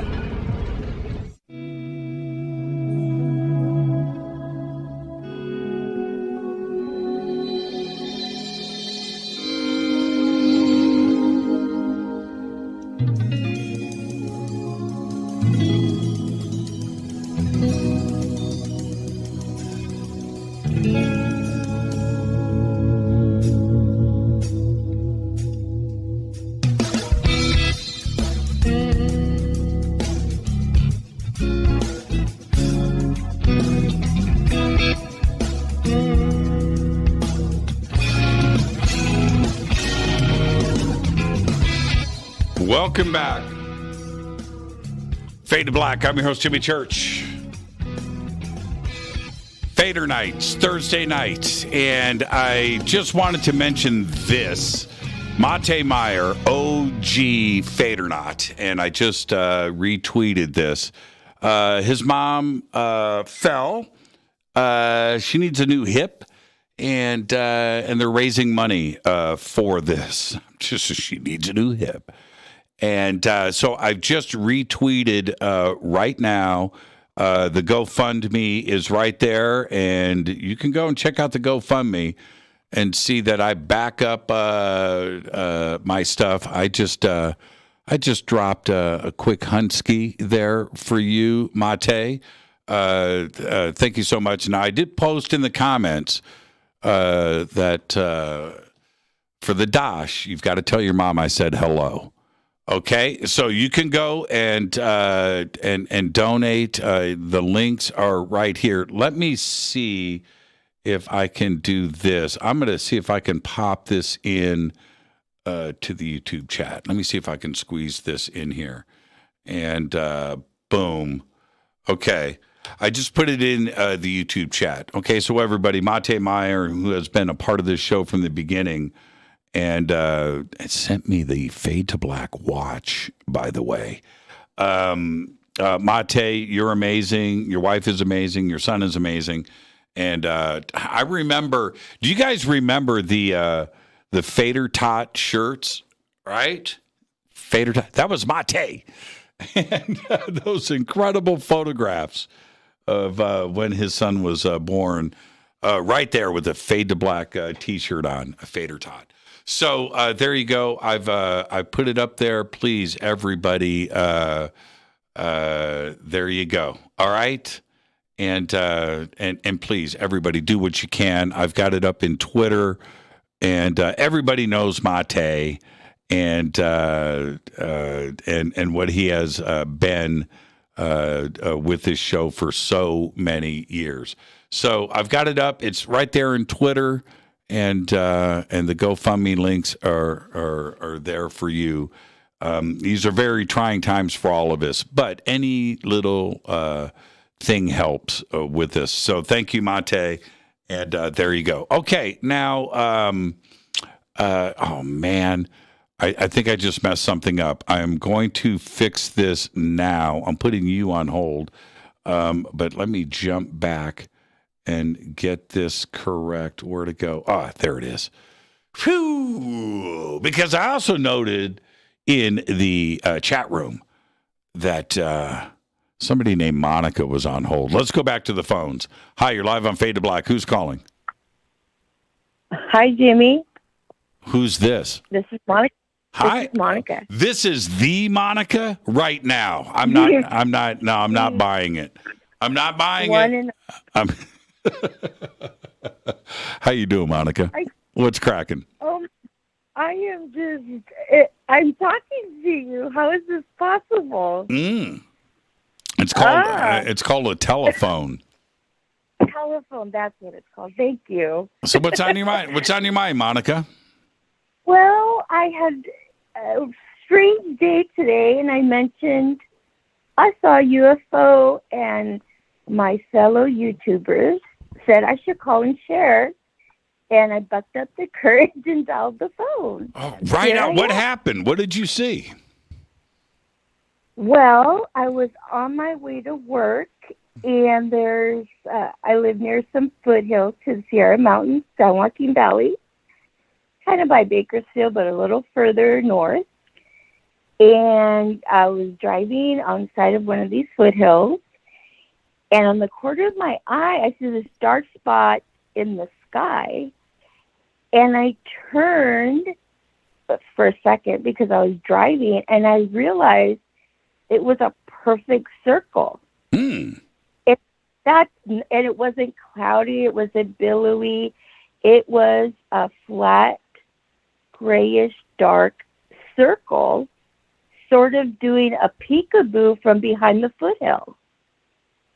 Continue. You've got my attention now.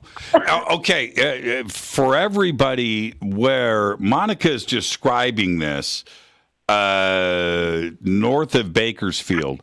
First off, nothing there.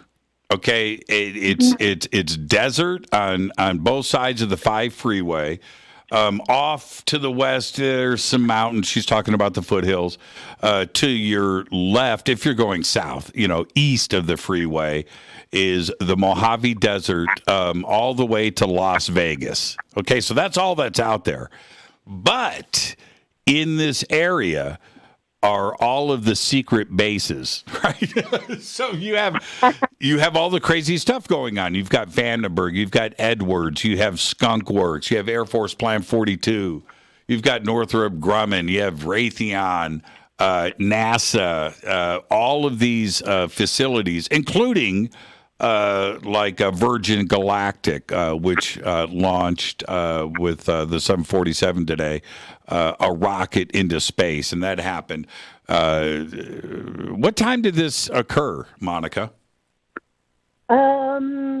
Well, it was about 7 a.m. exactly. Actually, 7 a.m. Oh.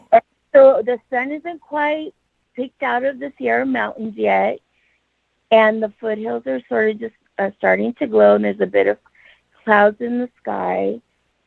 And like I said, they're all billowy, but this was a perfect circle. And I drove so fast that I thought, did I just see what I just saw? Right. And it was. I did, and I was driving, so I obviously couldn't pull my phone out to take a picture. But this is my first time seeing anything like that. So now you're part of the crazy club, right? So how does that feel? Absolutely. Yeah.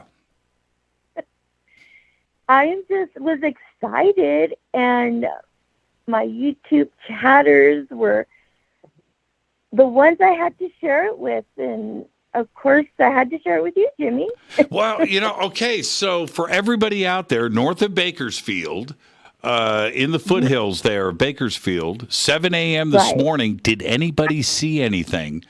And I like your description of it. Black, dark gray, perfect circle, did a peekaboo from behind the hilltops and showed itself.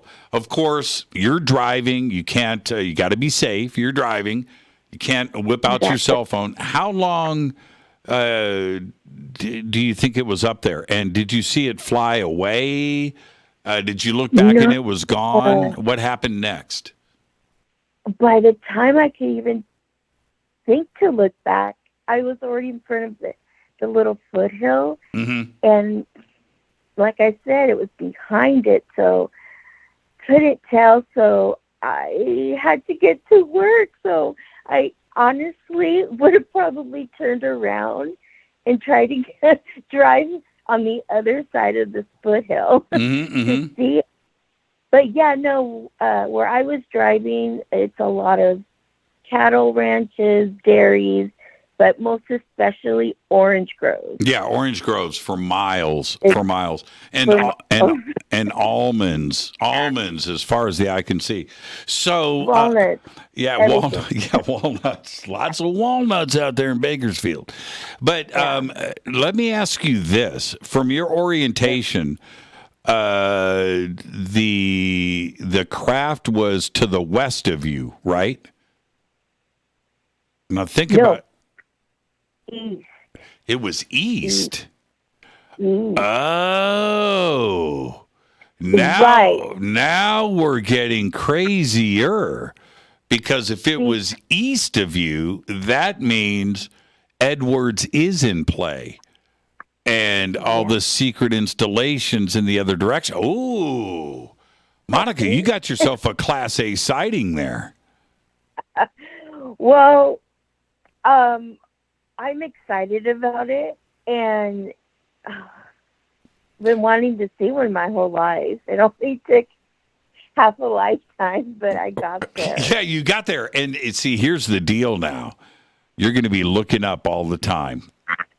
Oh, my gosh. 7 a.m. tomorrow, you're driving to work. You're going to be looking right there. Exactly. Monica, Jimmy, thank you. Yeah, go ahead. Yeah. No, I just wanted to say thank you. Thank you to my YouTube chatters to encourage me to call you. I'm so nervous right now. But thank you so much for your show and what you do, and to be able to come on and have a platform for us to talk and to share is amazing. And thank you so much. Thank you, Monica. And do me a favor.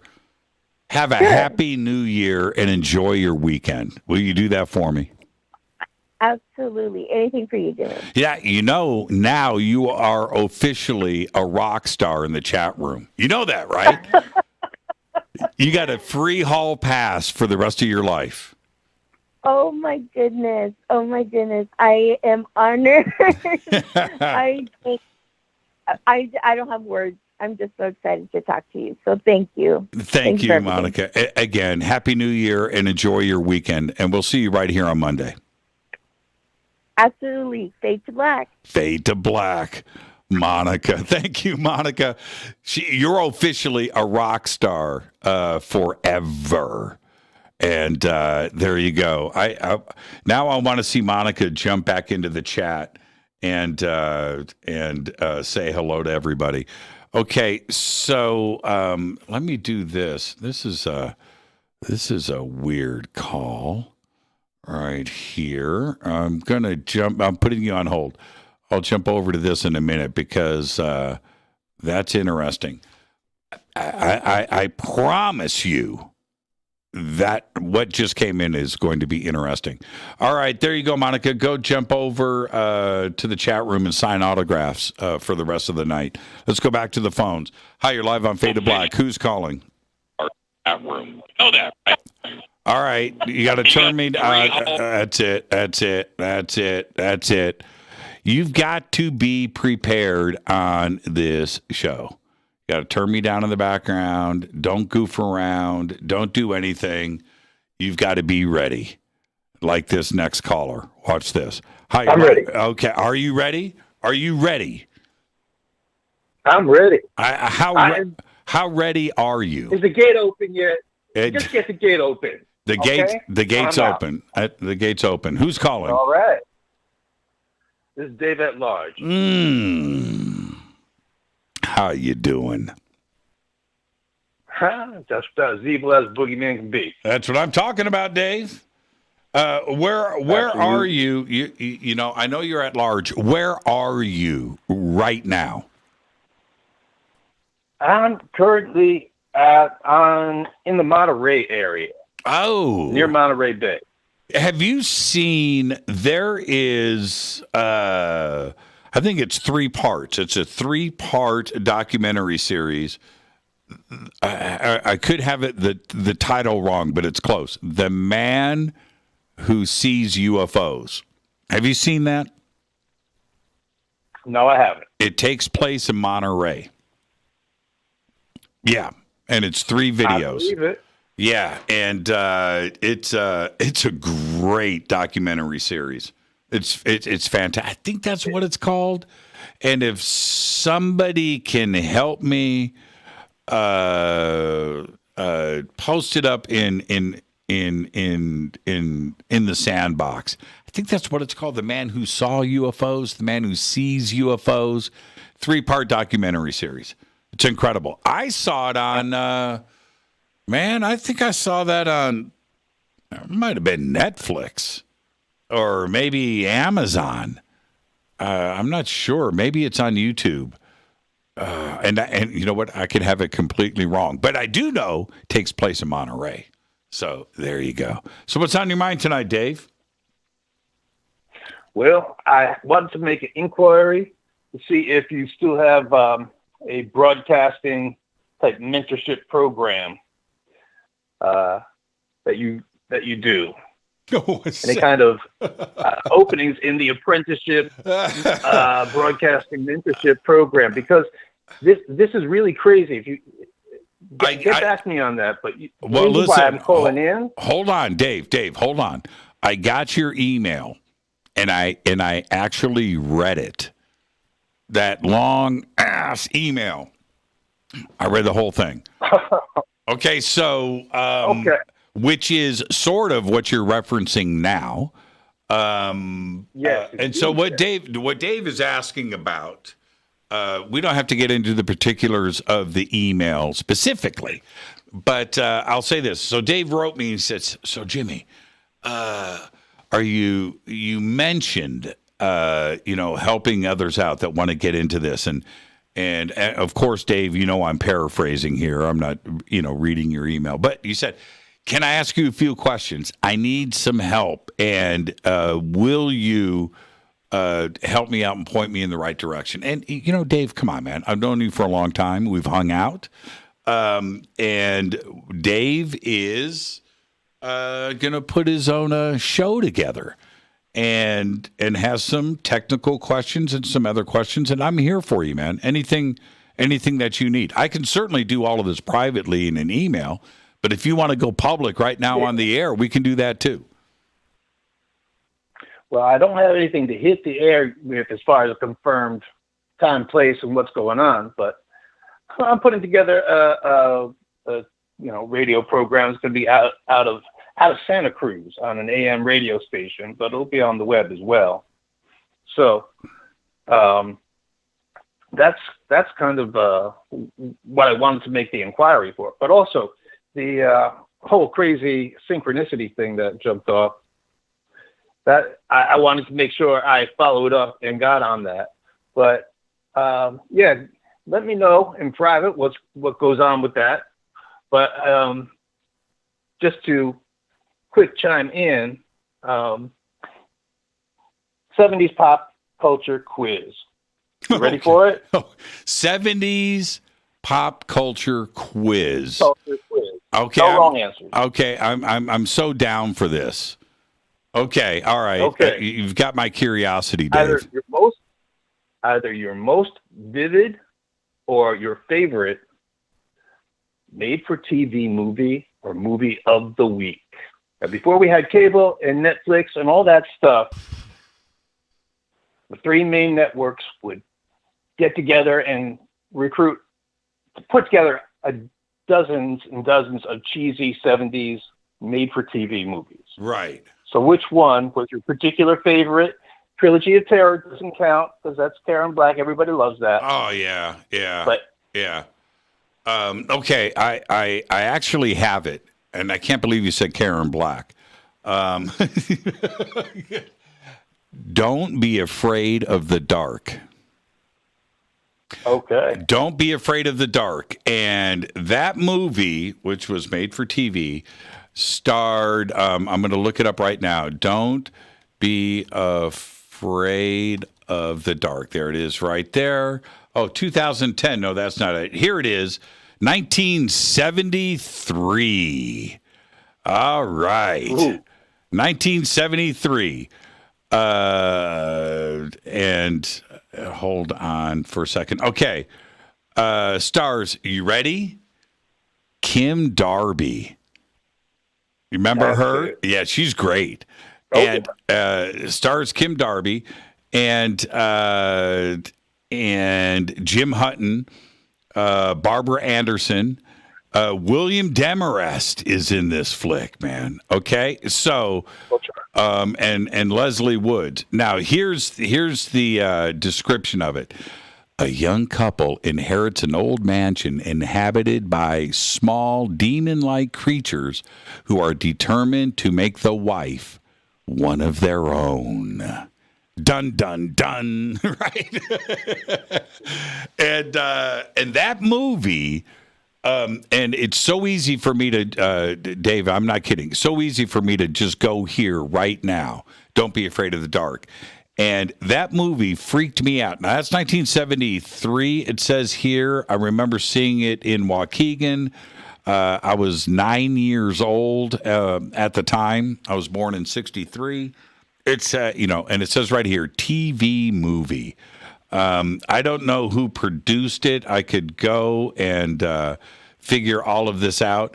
But the bottom line is the reason why this affected me so much was that this couple moves into the house. Kim Darby, her husband's leaving every day for work.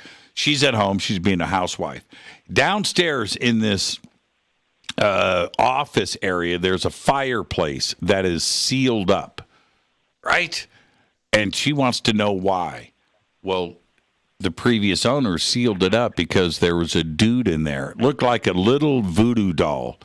Little guy. That's all I'm going to say. Everybody needs to go and watch this film. And you should too, Dave. Scared the crap out of me. Oh, I definitely I still talk about it. I went and watched it maybe 2 or 3 years ago. It's a TV movie, so you have that cheesiness, right? You do. It's all there. Everything that freaked me out about it back then freaked me out as an adult, and it was a made-for-TV movie. So well done. So well done. That may be available on archive.org, so if people want to check it out. Yeah, Don't Be Afraid of the Dark. I will. I'm going to copy that. I'm going to put this in Twitter right now. Why would you? Okay, what's the next question? We've got 2 minutes before the break. Holy crap. Next question. I didn't really have a next question planned, but I do have plenty of topics here. Okay. Follow your bliss. That's, I just had a little comment on that little phrase because I needed to change up the wording of that to make more sense to me. Because, you see, bliss, I think, to me, is the byproduct. It's what you're doing to create the bliss. It's just like a bee is not sitting there going buzz. It's the flapping of the wings that make the buzzing sound. So what it is that gets you into the groove to do the things that you do that produces bliss.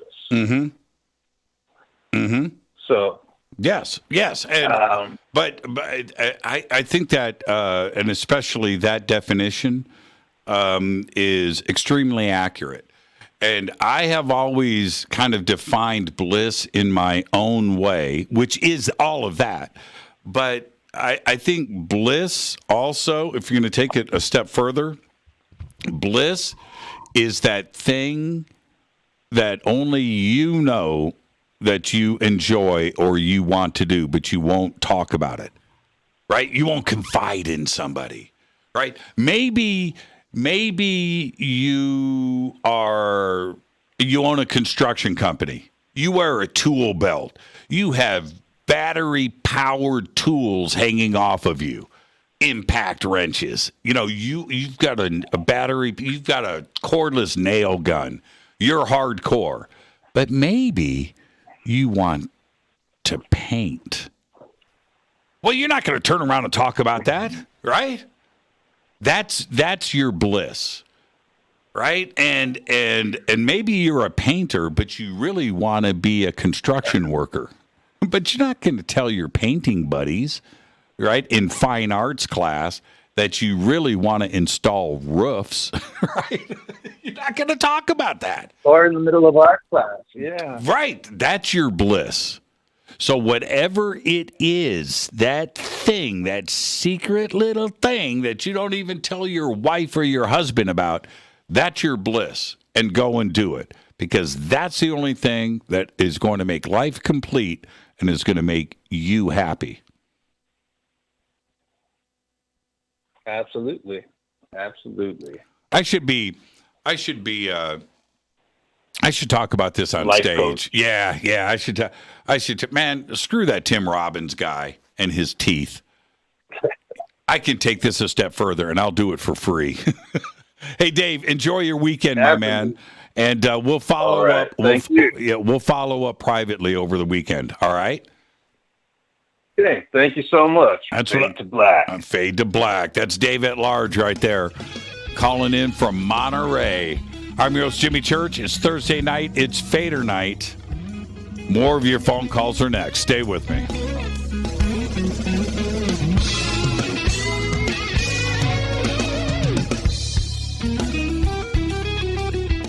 Hi, everybody. This is Rob Halford, the Metal Guard on JimmyChurchRadio.com.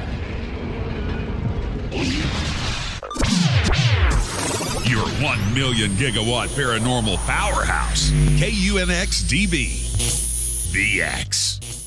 Are you ready to read about true paranormal events? UNX Media publishes nonfiction books about UFOs, ghosts and haunted places, time anomalies, cryptid creatures, and more. Just like KUNX-DB Radio, it's all about unexplained phenomena. Visit www.unxmedia.com to see our list of great book titles by Debbie Ziegelmeyer, Gene Walker, Devin Listrom, Wayne Lawrence, Bill Spicer, and yours truly, Margie Kay. That's unxmedia.com. Why is it we're not very good with our health regimen until it's too late? We don't put oil in the car until the engine blows up. When the body's out of balance, your health is not so good. Give your body some love. Log on to wtih.com. That's wtih.com. Try our Life Change Tea, which cleanses you from harmful intruders. A clean colon is one of the ways to bring the body in balance. We also carry organic supplements to help you get where you need to go. So do your body a favor. Log on to getthetea.com. That's getthetea.com. You can even visit our sales page to save some dough. Does anybody call money dough anymore? Anyway, if you're looking for short, helpful health tips, go to YouTube and punch in Health Matters Now. That's Health Matters Now. So, log on to getthetea.com, shop, get balanced, then learn some cool tips at Health Matters Now. You'll be glad you did. That's getthetea.com. This is Jimmy Church of Fade to Black, and I only drink Fade to Black blend coffee from Rivermoon. Just click on the Rivermoon Coffee banner at jimmychurchradio.com. Promo code F2B Blend. This is the only way forward. This is Fade to Black. Make contact. When you're in the house for longer periods of time, you can see them flying or running across the floor. Ooh, yuck. They're unhealthy, gross, and disgusting. Bugs. I loathe bugs. We keep a clean home, but occasionally bugs show up. Well, I found something that is tougher than bugs. Orange Guard. On contact, it kills hidden bugs, including ants, roaches, and fleas. Plus, Orange Guard is a residual repellent. All of the ingredients of Orange Guard are on the FDA generally recognized as safe list. Orange Guard may be used around food, humans, and pets. It comes with a 30-day money-back guarantee. Orange Guard, available at orangeguard.com, Whole Foods, and Ace Hardware. Gold loves chaos, uncertainty, and disarray. History shows us what gold does when people aren't sure about the government, the stock market, their jobs, or their retirement savings. Our national debt is skyrocketing. Gold and other precious metals are a defense measure against inflation and a stock market that might take years to recover. So what can you do right now to protect yourself? Call United Gold Group. We offer gold and other precious metals delivered securely within 72 hours. Are you worried about the stock market? We can also help you set up a real gold or silver IRA or a 401k. Safe and secure. United Gold Group makes gold ownership affordable. Call now and get up to $2,500 in free gold or silver with a qualified IRA. Call 800-753-8534. That's 800-753-8534 or visit unitedgoldgroup.com.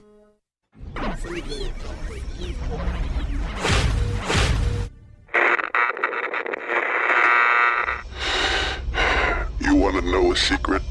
I love ponies. I really love ponies. I'm serious. I couldn't stay sane without ponies to brush. Why fade to black? Because you never got that pony, damn it. This is Fade to Black with Jimmy Church on the Game Changer Radio Network.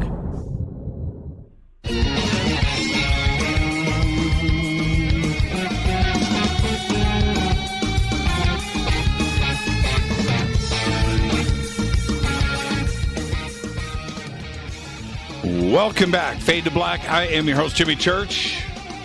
I posted up in Twitter, I did a retweet for Mate Meyer and his mom and the GoFundMe for her surgery for hip replacement. And thank you for the donations that have come in, and I really appreciate that. And it's for Mate and his family. So please do what you can. I get it.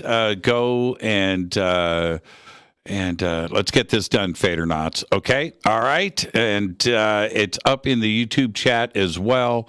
And I've got it in the sandbox, hashtag F2B. You can also go to my main Twitter page for myself at JChurch Radio, and you can find it right there. And lots of tweets happen in the sandbox, and it can get buried and lost, and I get all of that. But please go and find it and help out Mate and his family. Okay? All right. Yeah, Kim Darby. Don't be afraid of the dark, man. That messed with me. And Lisa goes, I'm coming over. We're watching this together. Yes, we are. Man, it's a good movie. It's a good movie. That's a good one. Made for TV, too. Man, I was so young when I just remember just like, why? I was like, oh, my. And the sound that thing makes, and he the knife, like that's it. I'm not going to say anymore. You guys need to go watch it. 1973, Kim Darby. Don't be afraid of the dark. Wow, what a great Fader night. Let's keep these phone calls going. Hi, you're live on Fade to Black. Who's calling? Hello, this is Steve. Hey, Steve. Where are you calling from? In the harbor. I called a couple days ago from Sierra Madre, remember? I grew up in Sierra Madre. Okay, I do remember. Oh, Steve, how you doing, man? Yeah, I posted all the skull, Kellen skulls. Hey, I had a question for you. Yeah. The John Crouton you were talking about, was that guy from Sierra Madre and his dad? Yes. Yep. Okay. I grew up with John. I'm a little bit older than him, but he was like a block and a half away from me. Mm-hmm. And he's a little small, skinny, blonde guy. Yep. Right? Yep. And he was the best at everything he did. Yeah, he was. We're saying like in the past tense. He. I can't believe it's a small world, isn't it? Number one. Number two. The Crouton family, Stan and all of his kids, they were just the coolest, unbelievably warm family. But John Crouton, oh my gosh, what a great guitar player! And I was Jimmy. I was learning from him. I got to tell you, yeah, I'm about 5 years older than him, and his next door neighbor. We used to hang out all the time, and at that time it was BMX bikes. Right. John Crouton was the best at BMX bikes. You could look it up. He won records. I did not know that. I did not know that about John. And then later on, the skateboards got a little bit better, and John Crouton was the best at skateboards. Little Johnny Crouton. I'm not kidding you. I had the best skateboard, but I could not do nothing that John Crouton could do. I mean, come on. It was incredible, dude. When I was older, I heard he started picking up guitar, and I went and saw him. Oh my God, this guy was unbelievable. Yeah, he was an amazing, amazing guitar player. And then, so let me tell you a little John Crouton story. So, some of these guitars in back of me, they're painted by a guy named Pat Wilkins, and Neil Moser. Back then, the Neil Moser built all of my guitars for me.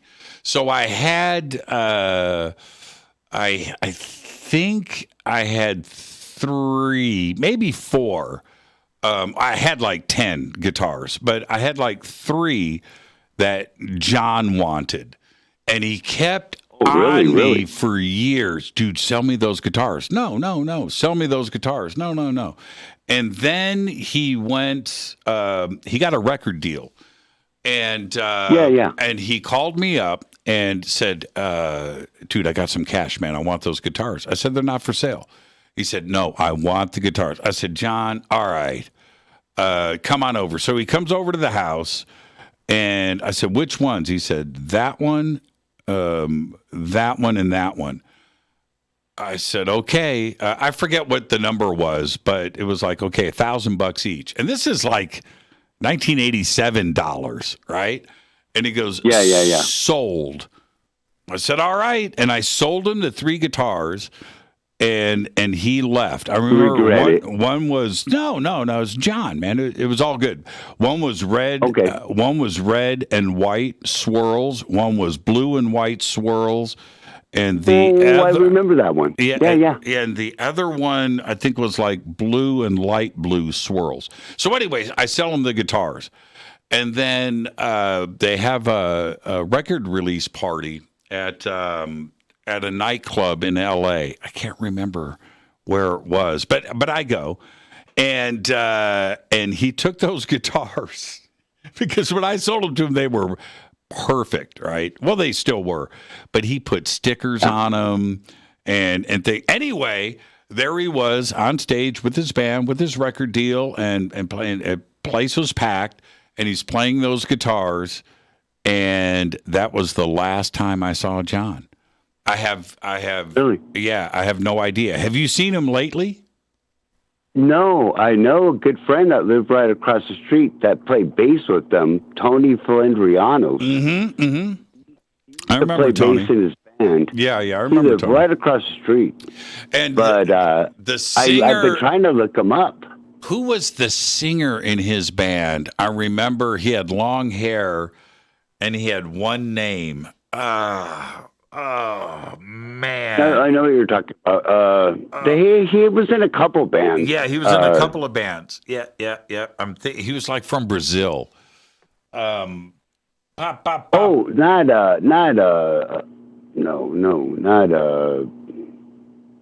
no, that was Grijalva. Grijalva was the bass player. No, he was right around the area too. I'll think of the singer's name. I could text somebody right now in Florida that would remember. Anyway, wow, that's so funny that you grew up with John. John, I knew because you mentioned this story before a long time ago, and it just kind of started clicking. Mm-hmm. And I remember his dad at the house. They had a big radio tower. Yes, they did in the backyard. Yep.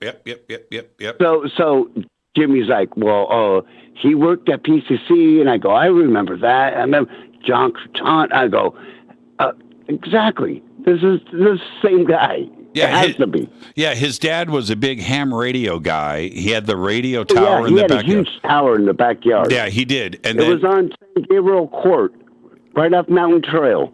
And I remember the house was pretty big too. How many piece of property? Yeah. Yeah, and there was he had like 5 brothers and sisters, and yeah, I knew all the kids. Yeah. The Cruton family was amazing, and Stan really has left his mark in the city of Pasadena with teaching that. He taught. He helped start KPCC, which is one of the biggest NPR stations in the world.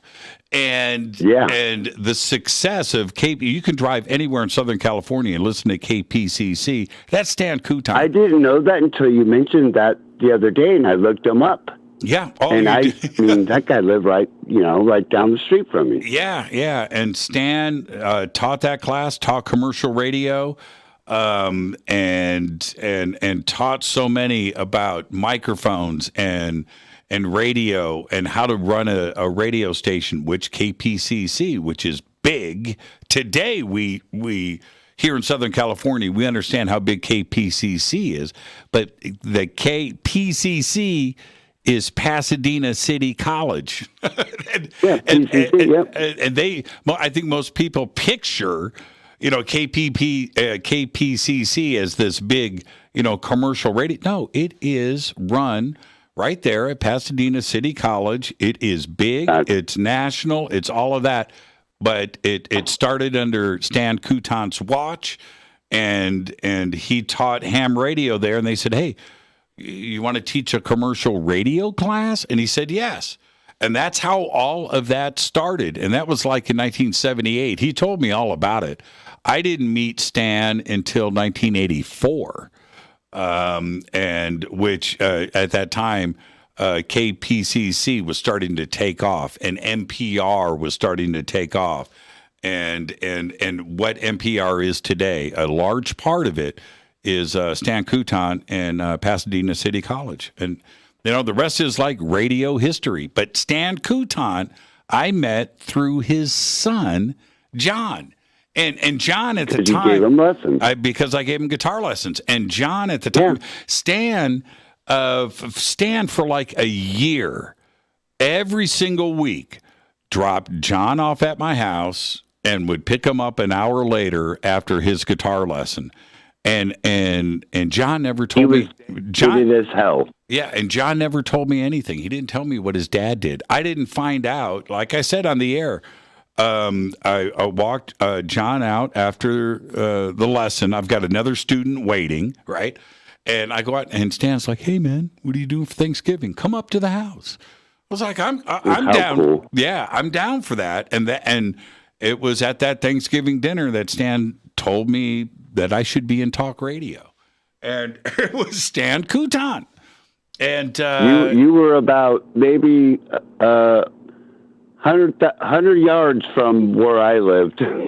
That isn't that I funny? grew up right on Lowell Avenue, Mountain Trail, and then there's Sierra Place. I know exactly really where that close. is. Yeah, I know exactly where that is.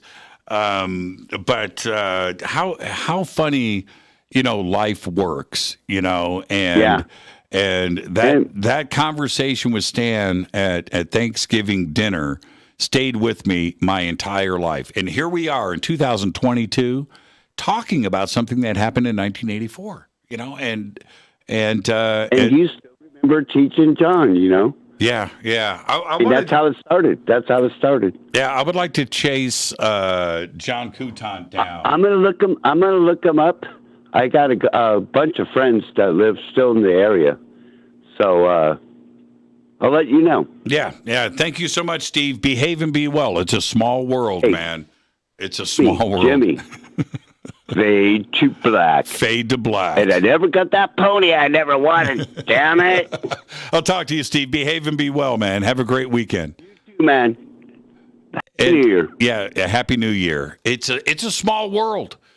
That is amazing. You never know who's listening, number one. And number two, for me to share that story, which I did a couple of nights ago, about Stan and John and, a friendship that started so many years ago and lasted for a while, that I think it's important, and to give the nod and to recognize, right? And that moment,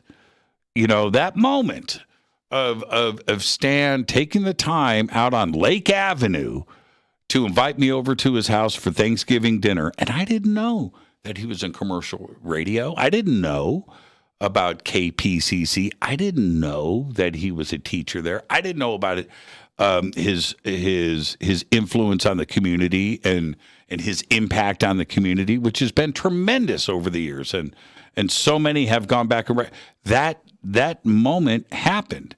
And he invited me over for Thanksgiving dinner and put that seed in my head. Put that seed in my head.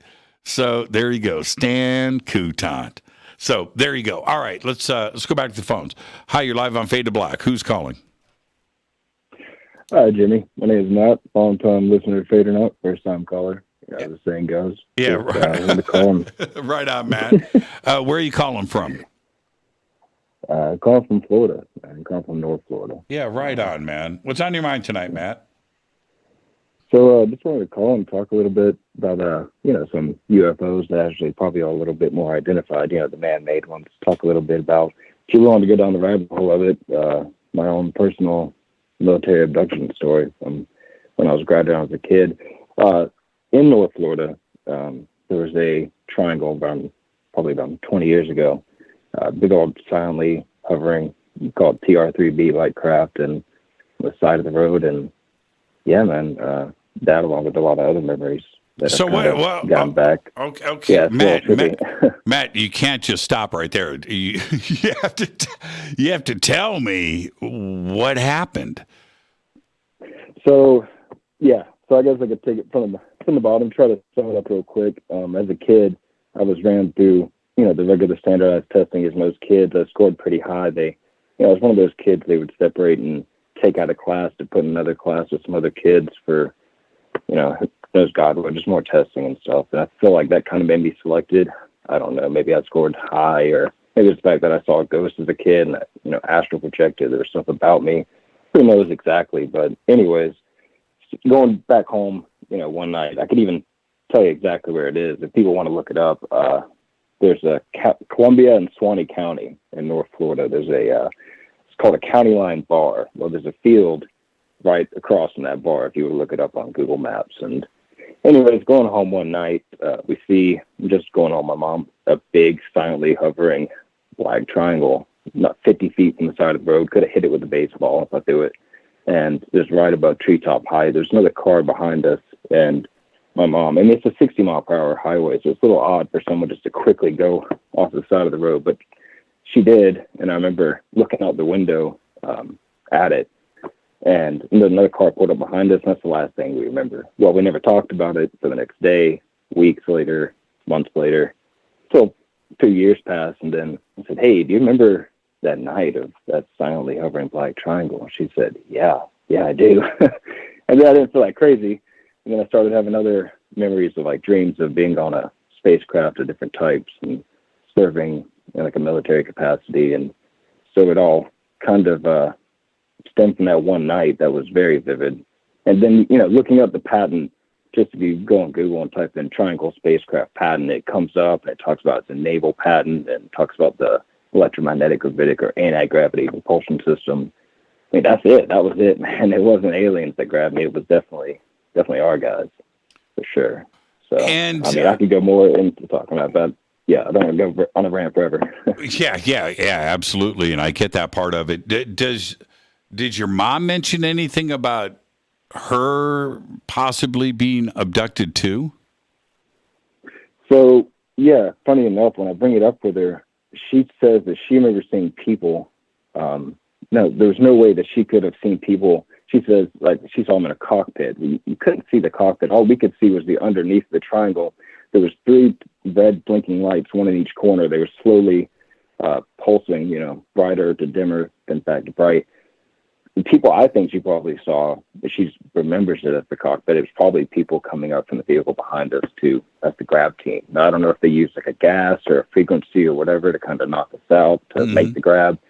Or what, or how they exactly do their memory wipe tech, along with all the other crazy tech to make it happen. But she kind of shuts down, and she'll tell me that she remembers it, and and she's a nice, loving mom, but she gets really uncomfortable and then doesn't want to go there, and she kind of then wants to shut it down because, as intelligent as a woman she is, she doesn't really want to talk about it. It seems like it's maybe they did that to her to make her not want to talk about it, or she just doesn't want to go there personally. But she'll go there enough to say, yeah, she definitely remembers it, and she's not lying. And right. It definitely helps cement it for me that I wasn't just making it up. Yeah, sure. I mean, if I had, which I haven't, but if I had an experience like that with one of my daughters, and they wanted to bring it up, I don't think I'm talking about it either. You know what I mean? To protect them. Yeah. Let's. I need to be an adult here, and I would probably do. Yeah, I remember that, and let it go. Right? I don't. Yeah, and that's what it's like. Yeah. Yeah. I could see that as a parent. Yes. Yeah. I think you also have to admit to yourself, if you're a parent, that you were kind of helpless in that situation. I mean, not the hate on I love her, but the truth is, I mean, she was. Anyone would be helpless in that situation if their child got targeted and was selected. And so I think that's another thing. She doesn't want to accept that I was taken, and so saw the implications of that. And so I'm not exactly sure how the whole 20 and back tech goes. I mean, that's what I've heard some people talk about over the years. I remember I've had memories for several years and has never said anything about it except to really close people like, my wife or the closest friend and something like that, but somebody like that. But yeah, I think that they're probably using some time travel tech and cloning bodies and putting people through military service as a way to just man the entire Navy, which has a massive, fleet. Just they need thousands of personnel. So could be very interesting. Before I head to the break, have you thought about maybe seeing a therapist and maybe some hypnosis and a little bit of regression to go back and try to retrieve those memories? I have thought about it, yeah, because I've had a good bit of memories, more than several that I've been able to write down, and so it's definitely led me to want to pursue something further. If you know somebody who's great and the best, or somebody to talk to, I mean, I'm not exactly sure who'd be the best one, but if you're in Florida, I would reach out to Kathleen Martin. Kathleen Martin, and I believe you can reach out to her through MUFON in Florida, but I am sure, I don't know, I'm live on the air right now, But you can find her on Facebook, Kathleen Marden, Marden, Kathleen Marden. And she's right there in Florida. And that's where you're calling from, right? Right, yeah. Yeah. So she's really good at it. And there's some other things about her that are incredible. But she is a very easy person to talk to as well. And you've heard of Betty and Barney Hill, right? Oh, yeah. Okay. Followed their entire story and she is their niece. Okay? Oh, okay. Yeah, Kathleen Marden. And reach out to her. And maybe she's got a website. I'm not sure. But you can definitely find her on Facebook. And you can also... reach out to her through MUFON and see what you can do. Okay, and there you go, Matt. What a great phone call, man. And maybe at some point you can give me another call on another Thursday night. And we can talk about this further. It's very interesting. Yeah, we'll go further down the rabbit hole, Jimmy. It's a deep one, Matt. It's a deep one. Oh, but it is. Be safe out there, my friend, and Happy New Year. Yeah, Happy New Year, Jimmy. Thank you, Matt. When it comes to, I've got to take a break right here. When it comes to regression and that part of things, I don't like to recommend anybody. That's a personal choice. But Kathleen Marden is one of the best, and she's somebody that I know personally, and she's also right there in Florida. So yes, I would reach out to Kathleen, and I would go and check that out. Man, if I had that kind of experience, I would do regression for. I don't have any other reason to be regressed. So there you go. It's Thursday night. It is Fader night. It's open lines all night long. 747-228-2051. If you're on hold, stay right there. And I'll be right back after this short break. Stay with us. This is Fade to Black.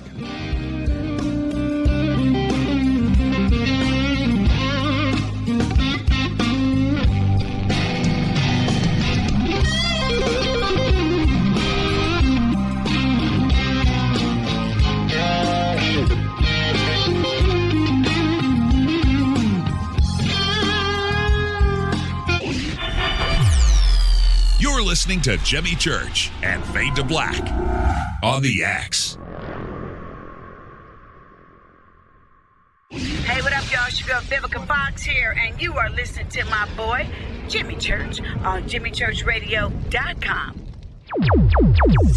Despite popular opinion, reading a book will not make you smarter.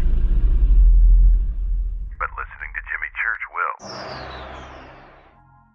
This is Jimmy Church, and I personally invite you to the 2022 Conscious Life Expo this February 4th through the 7th, live at the LAX Hilton in Los Angeles, California. This year, we have the most exciting speakers, including Linda Moulton Howe, Jacques Vallée, Whitley Strieber, Adam Apollo, Billy Carson, Daryl Anka and Bashar, William Henry, Caroline Corey, Susan Slaughter, Daniel Brinkley, Sarah Breskman-Cosme, George Norrie, Gail Thackeray, and many, many more. I will be hosting all weekend long, including the keynote Ancient Secrets panel on Friday night, 5 vendor and exhibit halls, 3 floors of speakers, panels, and celebration. This is the biggest event of the year, and early bird passes are available now. Just go to ConsciousLifeExpo.com for the schedule, speakers, and information. That's ConsciousLifeExpo.com. This is Jimmy Church of Fade to Black, and I take Life Change Tea supplements every single day. It's what I do. Click on their banner at jimmychurchradio.com. Are you ready to read about true paranormal events? UNX Media publishes nonfiction books about UFOs, ghosts and haunted places, time anomalies, cryptid creatures, and more. Just like KUNXDB Radio, it's all about unexplained phenomena. Visit www.unxmedia.com to see our list of great book titles by Debbie Ziegelmeyer, Gene Walker, Devin Listrom, Wayne Lawrence, Bill Spicer, and yours truly, Margie Kay. That's unxmedia.com. When you take the beans from Central America with dashes of Indonesian and African mixed in and then roast it to the dark side of fade to black, you create the ultimate brew of fringe. Introducing the Fade to Black blend from Rivermoon Coffee. Yes, Rivermoon's darkest customized roast was created for the love of Fade to Black. The alchemy of masterful roasting and smoking the beans is in every sip of this full-bodied, dark Java. I need my coffee dark, deep, with distinct bittersweet chocolate highlights, just like the bunker. Leaning further into the darkness of the roast is Fade to Black blend from Rivermoon Coffee. Just click on the banner at jimmychurchradio.com and use the promo code F2B Blend for 15% off of your order today. This is Billy Carson with ForbiddenKnowledge.tv. Forbidden Knowledge TV has just reached its 1-year anniversary. That's right, 1 year. And as a show of appreciation, we are giving all new subscribers a free 30-day trial of ForbiddenKnowledge.tv. That's 30 days to binge watch thousands of movies, documentaries, conferences, workshops, lectures, yoga classes, meditation courses, and so much more. So log on to ForbiddenKnowledge.tv from your computer or mobile device, or get the Forbidden Knowledge TV app on Apple TV, Roku, Amazon, iTunes, or Google Play today, and use coupon code 30daysfree. That's coupon code 30 days free on ForbiddenKnowledge.tv today.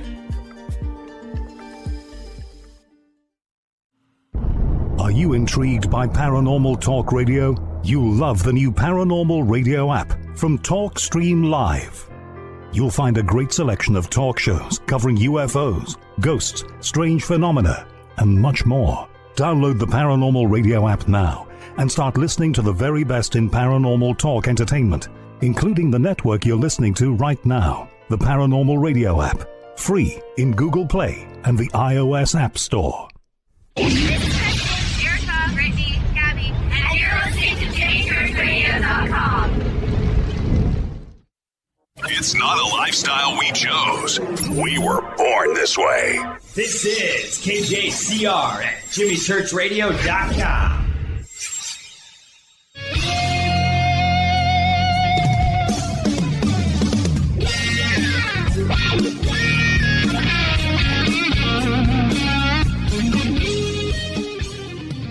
Welcome back, Fade to Black. I am your host, Jimmy Church. Thursday night, Fadernight, open lines all night long. What a great show tonight. That was a perfect show. I mean, every Fader night is great. Just hanging out, just yakking. It's just unreal. But all the phone calls have been great tonight. But Steve from Sierra Madre, that was mind-blowing. You just never know who's listening. You just never know. And Steve, I know you're listening right now, man. That was really, really, really cool. Anyway, all the calls have been great. I just saw over a match is called from Florida, and I said I'd get a hold of Kathleen Martin. Chat room took care of all of that, and there you go. And again, thank you to everybody that kicked in on the GoFundMe for Mate Meyer. And I've got it up in my Twitter feed. If you go to @JChurchRadio, you'll see it there. It's also up in the chat room. And Mate has been an OG Fadernaut from the beginning. And his mom fell. Man, she needs a new hip. So that's what Fadernauts do. Let's get together. Let's help out Mate and kick down. Anything that you can do would be great. All right, I really appreciate it. With that, let's go back to the phones. Hi, you're live on Fade to Black. Who's calling? What up, Jimmy Church? It's Joseph in California. Hi, Joseph. How are you, man? Doing well. How about yourself, brother? I'm doing good. What part of California? Central Valley. It's actually called Tulare. Oh, okay. Central Valley. Well, we just had a... Between Fresno and Bakersfield. So we just had a UFO sighting over there.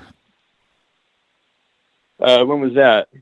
She just called in, Monica. I think it was yesterday morning, 7 a.m., north of Bakersfield.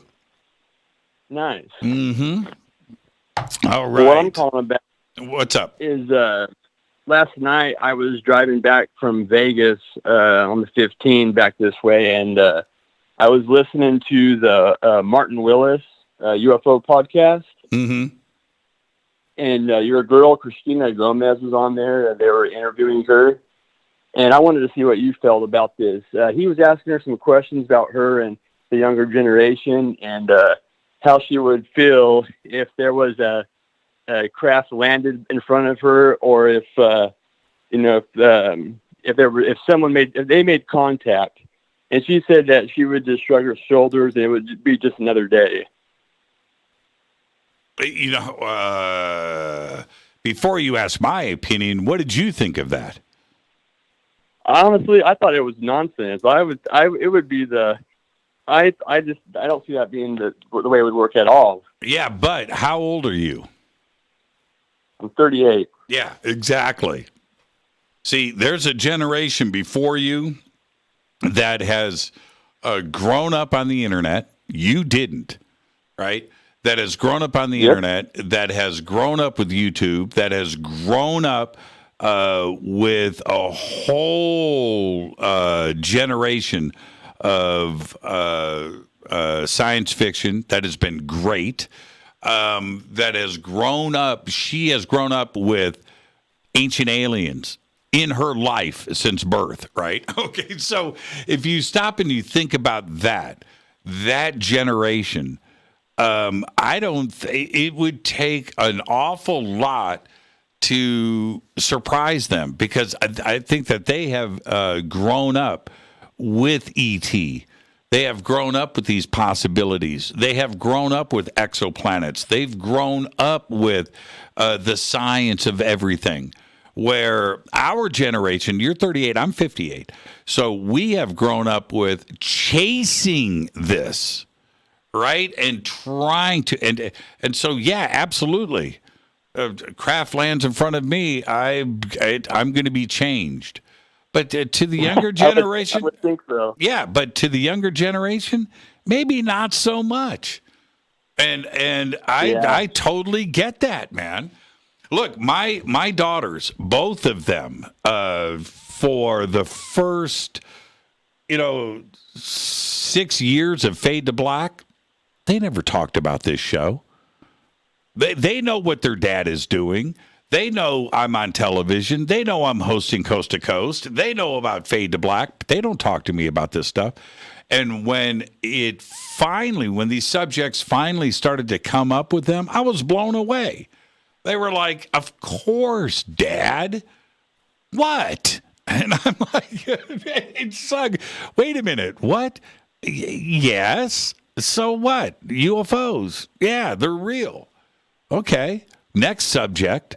And when I started to talk about not only ghosts, but synchronicities and 1111 or the clock and their friend, they all talk about this stuff, but they never talk to me about it because it was no big deal. And I'm finding out. I remember my daughter Nicole. This was probably 3 years ago. She calls me up, and I'm not making this up, Joe. Listen to what I'm about to say. She calls me up and she said, "Dad, I'm traveling between," I think she was in Seattle or something, but she was on the road with some friends, and they were coming back from a convention, Comic-Con or something. And she goes, we stopped at a Denny's on the for dinner. I said, okay. She goes, so we're in the Denny's, and my friends said, somebody that I just met that is with us said, she was meeting somebody in a town on the drive back. That's what it was. And she goes, and they said, your last name is Church? And she goes, yeah. She goes, oh, that's just so funny. Because I listened to a guy named Jimmy Church on the radio. You ever heard of him? She goes, that's my dad. And she said this conversation just blew up. And then her other friends at the table, suddenly, all of them, and she didn't know, all of them listened to Fade to Black and listened to Coast. And then the waitress comes up and it's taken and hearing and she goes, "Oh, you guys are talking about Fade to Black? I listen to Fade to Black." And she goes, "Dad, I couldn't believe it. Suddenly, everybody's talking about you." And that was the phone call. Now, she doesn't tell her friends what her dad does, right? They didn't know. And this was the relationship that I have with my daughters.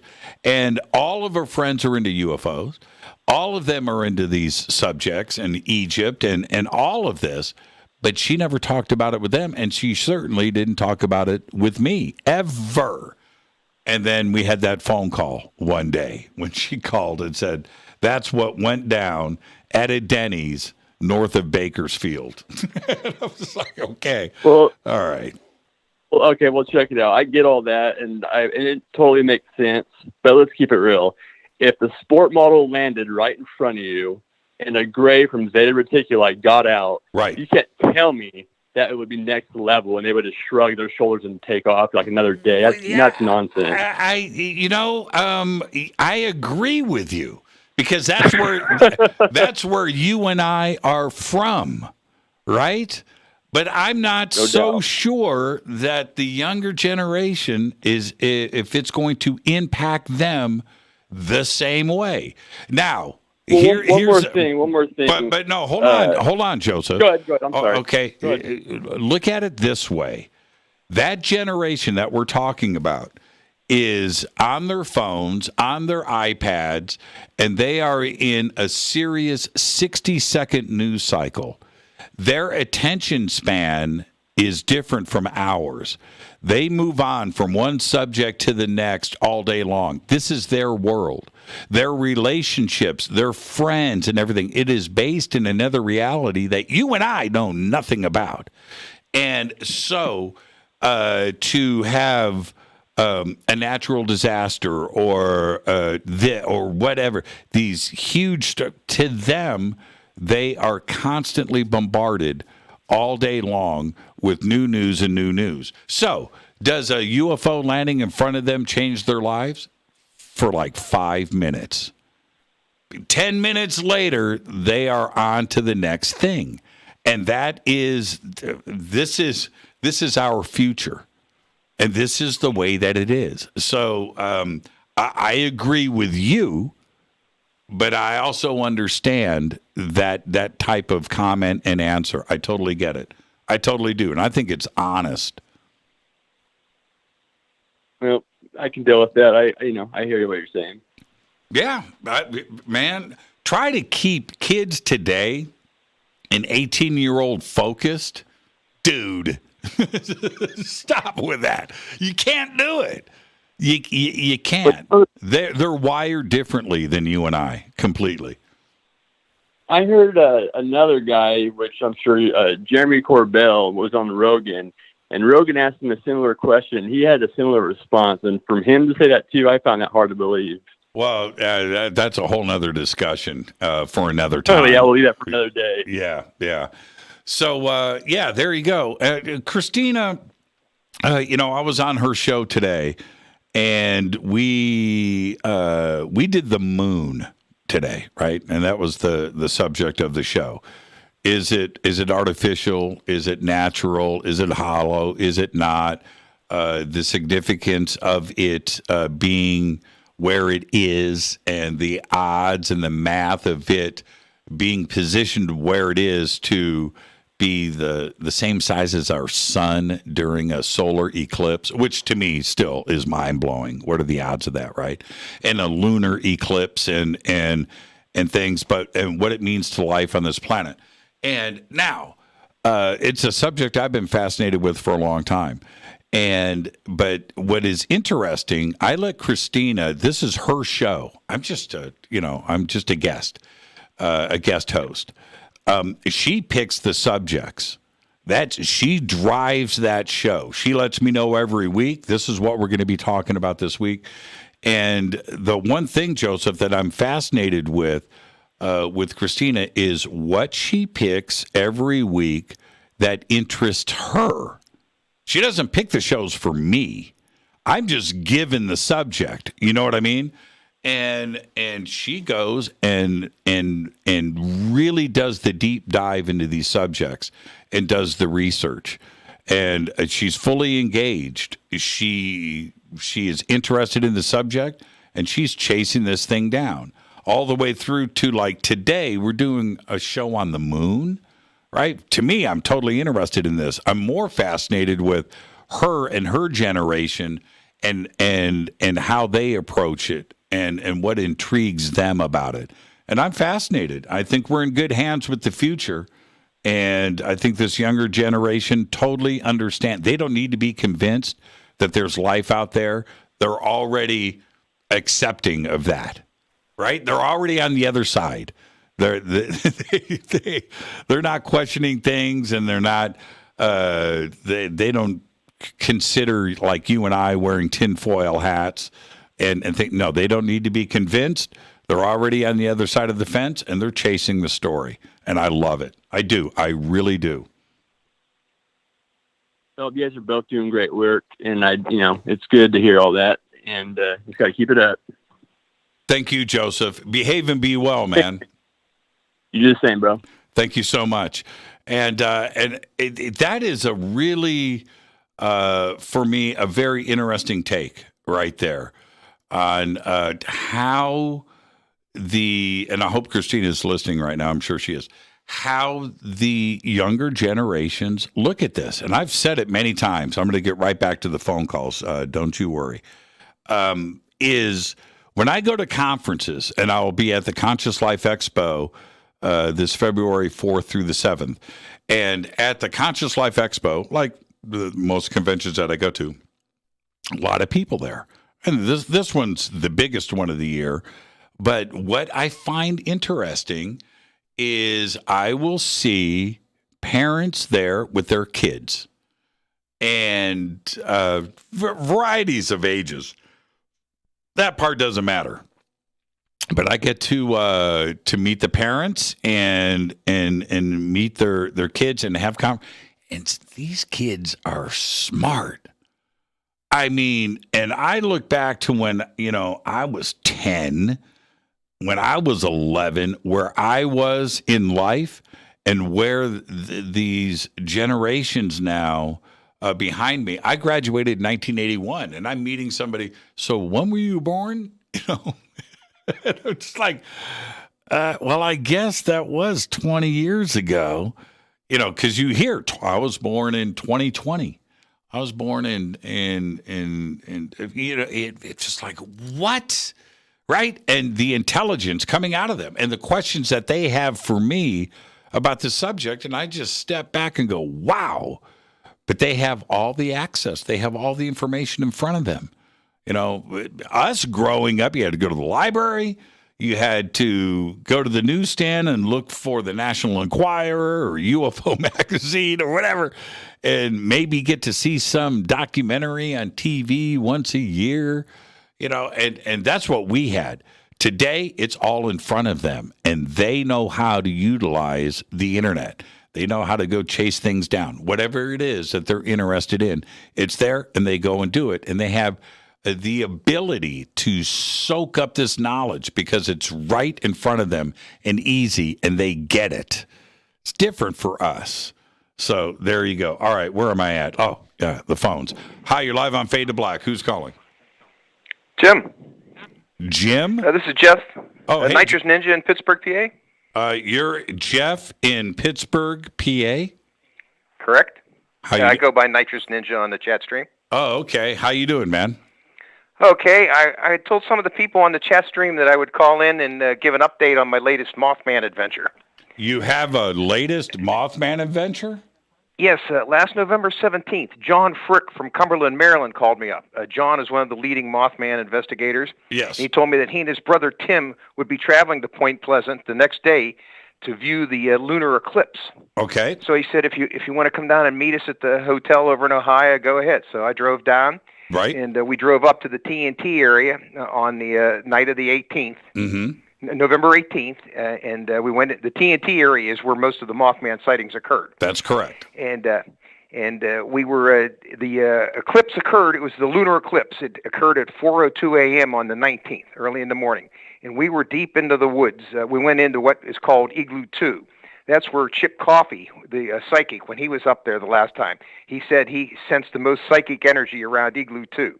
Okay. What these igloos are abandoned ammunition bunkers. That's right. They're like a little concrete dome, and there's about 100 of them. Mhm. So we were standing outside of Igloo 2, and we saw the full eclipse at 4:02, and then the shadows started to subside, and about 5 or 10 minutes later, we suddenly heard this crazy-sounding shriek come from out of the woods. It was about 200 feet away from us. It was like no sound any of us had ever heard. It was like really loud.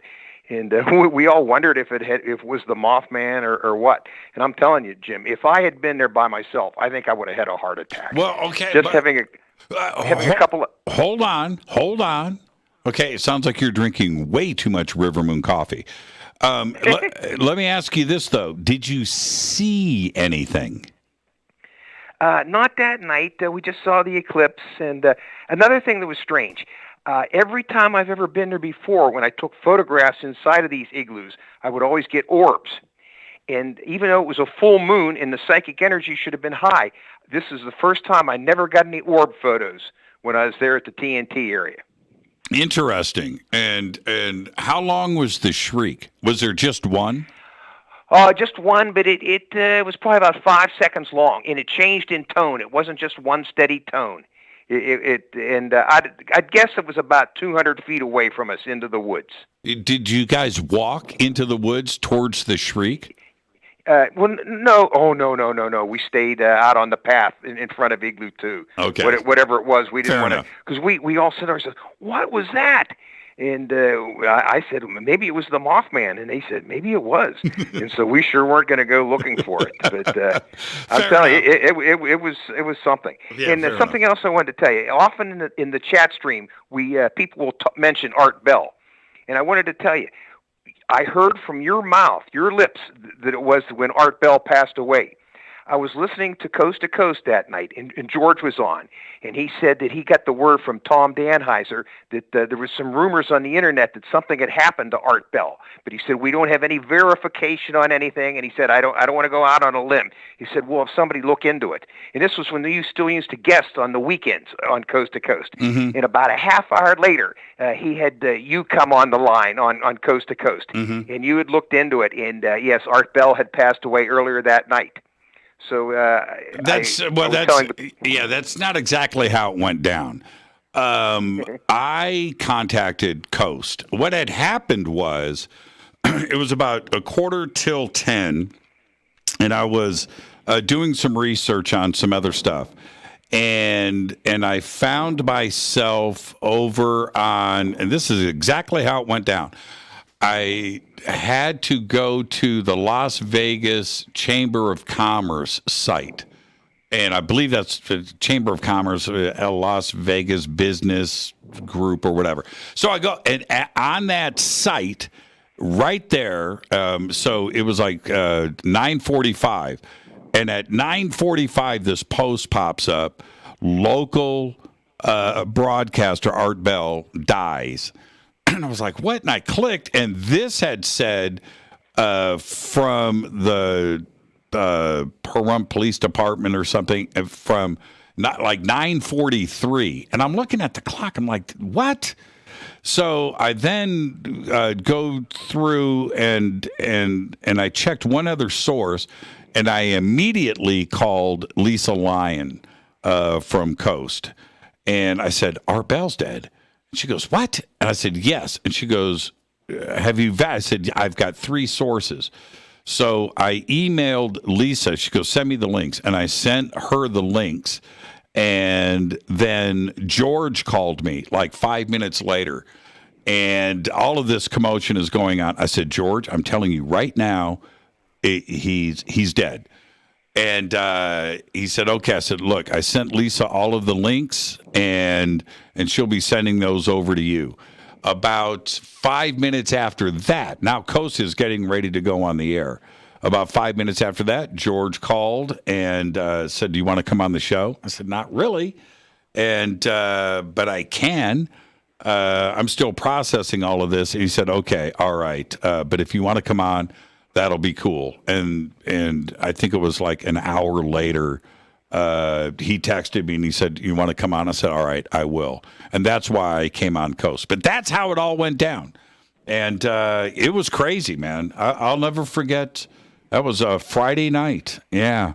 And it was just bizarre how I stumbled upon it. And all of that was by chance. And I just happened to catch it, and that's how it went down.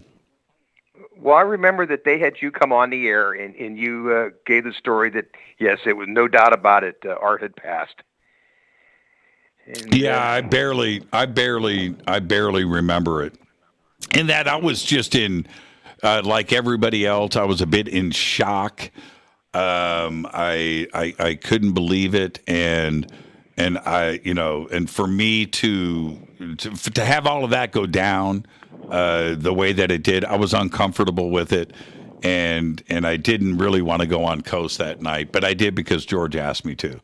But yeah, that's how it went down. There you go. That's the official. That's the official line.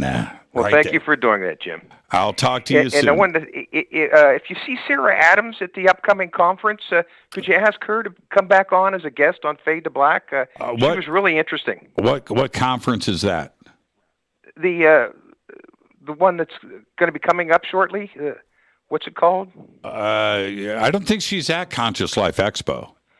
Okay. And UFO MegaCon in Las Vegas, that's been canceled.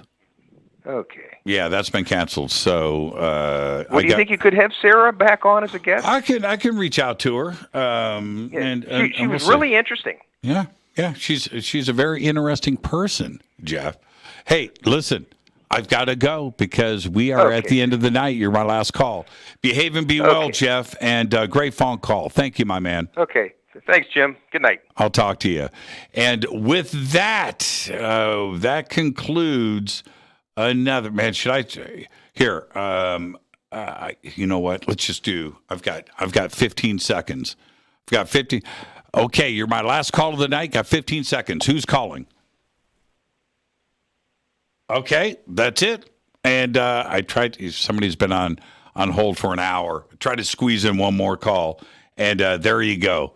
What a great night on Fade to Black, and another Fader night is in the can. Thank you to everybody that called in. What a great show. Perfect show. They're all good. Seriously, this is why it's my favorite night of the week. Fade to Black is produced by Hilton J. Palm, Renee, Dennis, and Kevin. Announcers are Steve Harder, Gene Vitoa, Mark D. Kovar. Webmaster is Drew the Geek. Music, Doug Aldrich. Intro, Spaceboys, spaceboymusic.com. Fade to Black is produced by KJCR for the Game Changer Network. This is broadcast owned and copyrighted 2022 by Fade to Black and the Game Changer Network, Inc. It cannot be rebroadcast, downloaded, copied, or used anywhere in the known universe without written permission from Fade to Black or the Game Changer Network. I'm yours, Jimmy Church. Everybody have a great, safe, fun, and amazing weekend. I'll see you on Monday. Until then, it's time to fade to black.